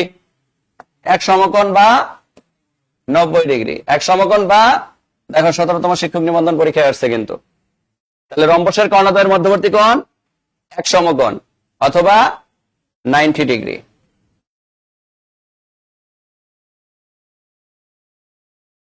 বলো এটা শিখে আসছি না? ত্রিভুজ আবার করতে গাইলো রে। ত্রিভুজের 3 কোণের অনুপাত দেওয়া থাকলে সবগুলো যোগফল ইকুয়াল কত? 180 ডিগ্রি। 10x এর মান বের করবা, পারবা না? আবার ত্রিভুজ করতে গাইছে। হ্যাঁ আচ্ছা, রম্বসের কর্ণদ্বয়ের মান দেওয়া আছে, রম্বসের ক্ষেত্রফল বের করতে পারবা না? বলো রম্বসের ক্ষেত্রফল মানে কি? হাফ ইন্টু কর্ণদ্বয়ের গুণফল। তাহলে রম্বসের ক্ষেত্রফল ইকুয়াল হাফ ইন্টু কর্ণদ্বয়ের গুণফল। তাহলে 4 গুণন 6, 2 দুগুণে 4, 6 দুগুণে কত? 12 বর্গ সেন্টিমিটার। আছে 12 বর্গ সেন্টিমিটার? আছে। উত্তর হবে গ। আজান দিচ্ছে, আমারও শেষের দিক, আমারও শেষের দিক। শেষ না করে আমি ছাড়তে পারবো না। আর এই যে কোনায় আসছে, আর এখানে মনে হয় 2টা ম্যাথ আছে, 2 থেকে 3টা, বুঝছো? আর 2 থেকে 3টা, একটু ধৈর্য ধরো। ক্লাসটা মনে হয় কত ঘন্টা হয়ে গেছে? 1.5 ঘন্টা? হ্যাঁ কমই হয়েছে। 2 ঘন্টা নিচে তো ক্লাস হওয়ারই কথা না। তাও দেখো 2 ঘন্টায় যেখানে বেসিক ক্লাসে 2 পর্ব মিলিয়ে শেষ করাই দেই, সেখানে তোমরা একই জায়গায় কয়টা ক্লাস পাচ্ছ? প্রায় 2 ঘন্টার করে 2টা ক্লাস পাচ্ছ। তার মানে 4 ঘন্টায় শেষ করা হচ্ছে। তার মানে কত ল্যাকিং ওখানে রাখা হয়। বেসিক কোর্সে আসলে একটু উপরে উপরে কি করা হয়, দৌড় দেওয়া হয়, কিছু করার থাকে না। একটি রম্বসের একটি কর্ণের মান দেওয়া আছে, ক্ষেত্রফল দেওয়া আছে। এই রম্বসের ক্ষেত্রফল 120, হাফ ইন্টু একটা কর্ণের মান যদি 10 হয়, অপর কর্ণ বের করতে পারবো না? বলো তাহলে কত হইলো? 5 দুগুণে 10, 5 দিয়ে ভাগ করো, 5 দুগুণে 10, 5 4 5 20, 24। এই 5টা এই পাশে আসলো, এসে কি হয়ে গেল বলো? ভাগ হয়ে গেল। তাহলে উত্তর হবে 24। উত্তর হবে কত? 24।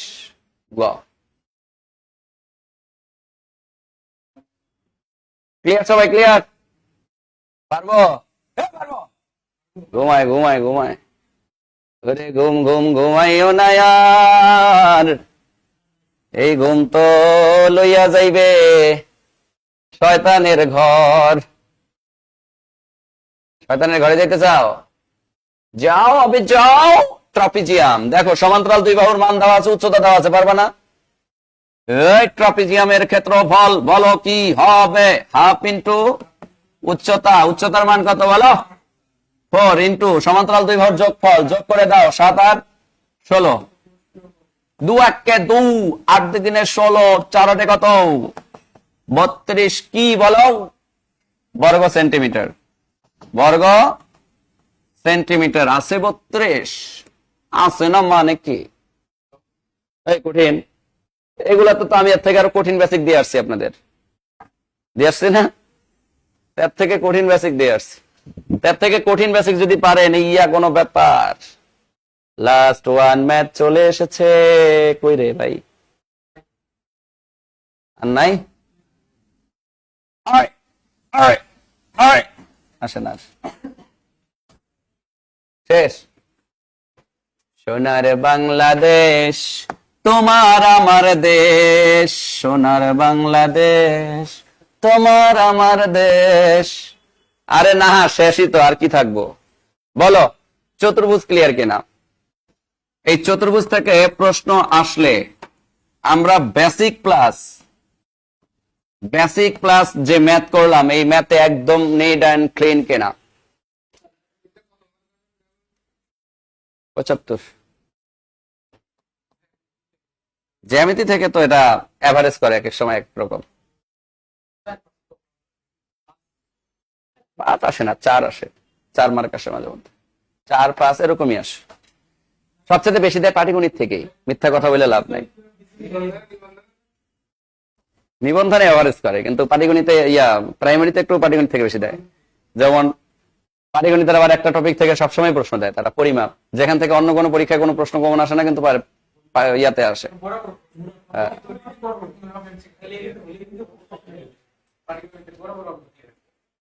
ক্লিয়ার সবাই?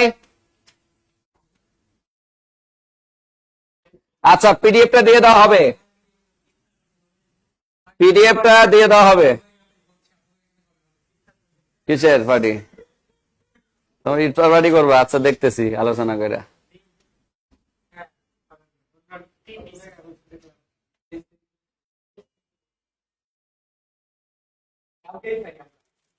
ওকে, তাহলে ঠিক আছে, সবাই ভালো থাকো, সুস্থ থাকো, সবার সুস্থতা কামনা করে শেষ করতেছি।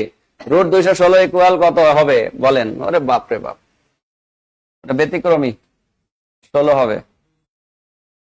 খোদা হাফেজ, আল্লাহ হাফেজ, বাই বাই, টাটা। সোহাগ সাহেব, এটা দে।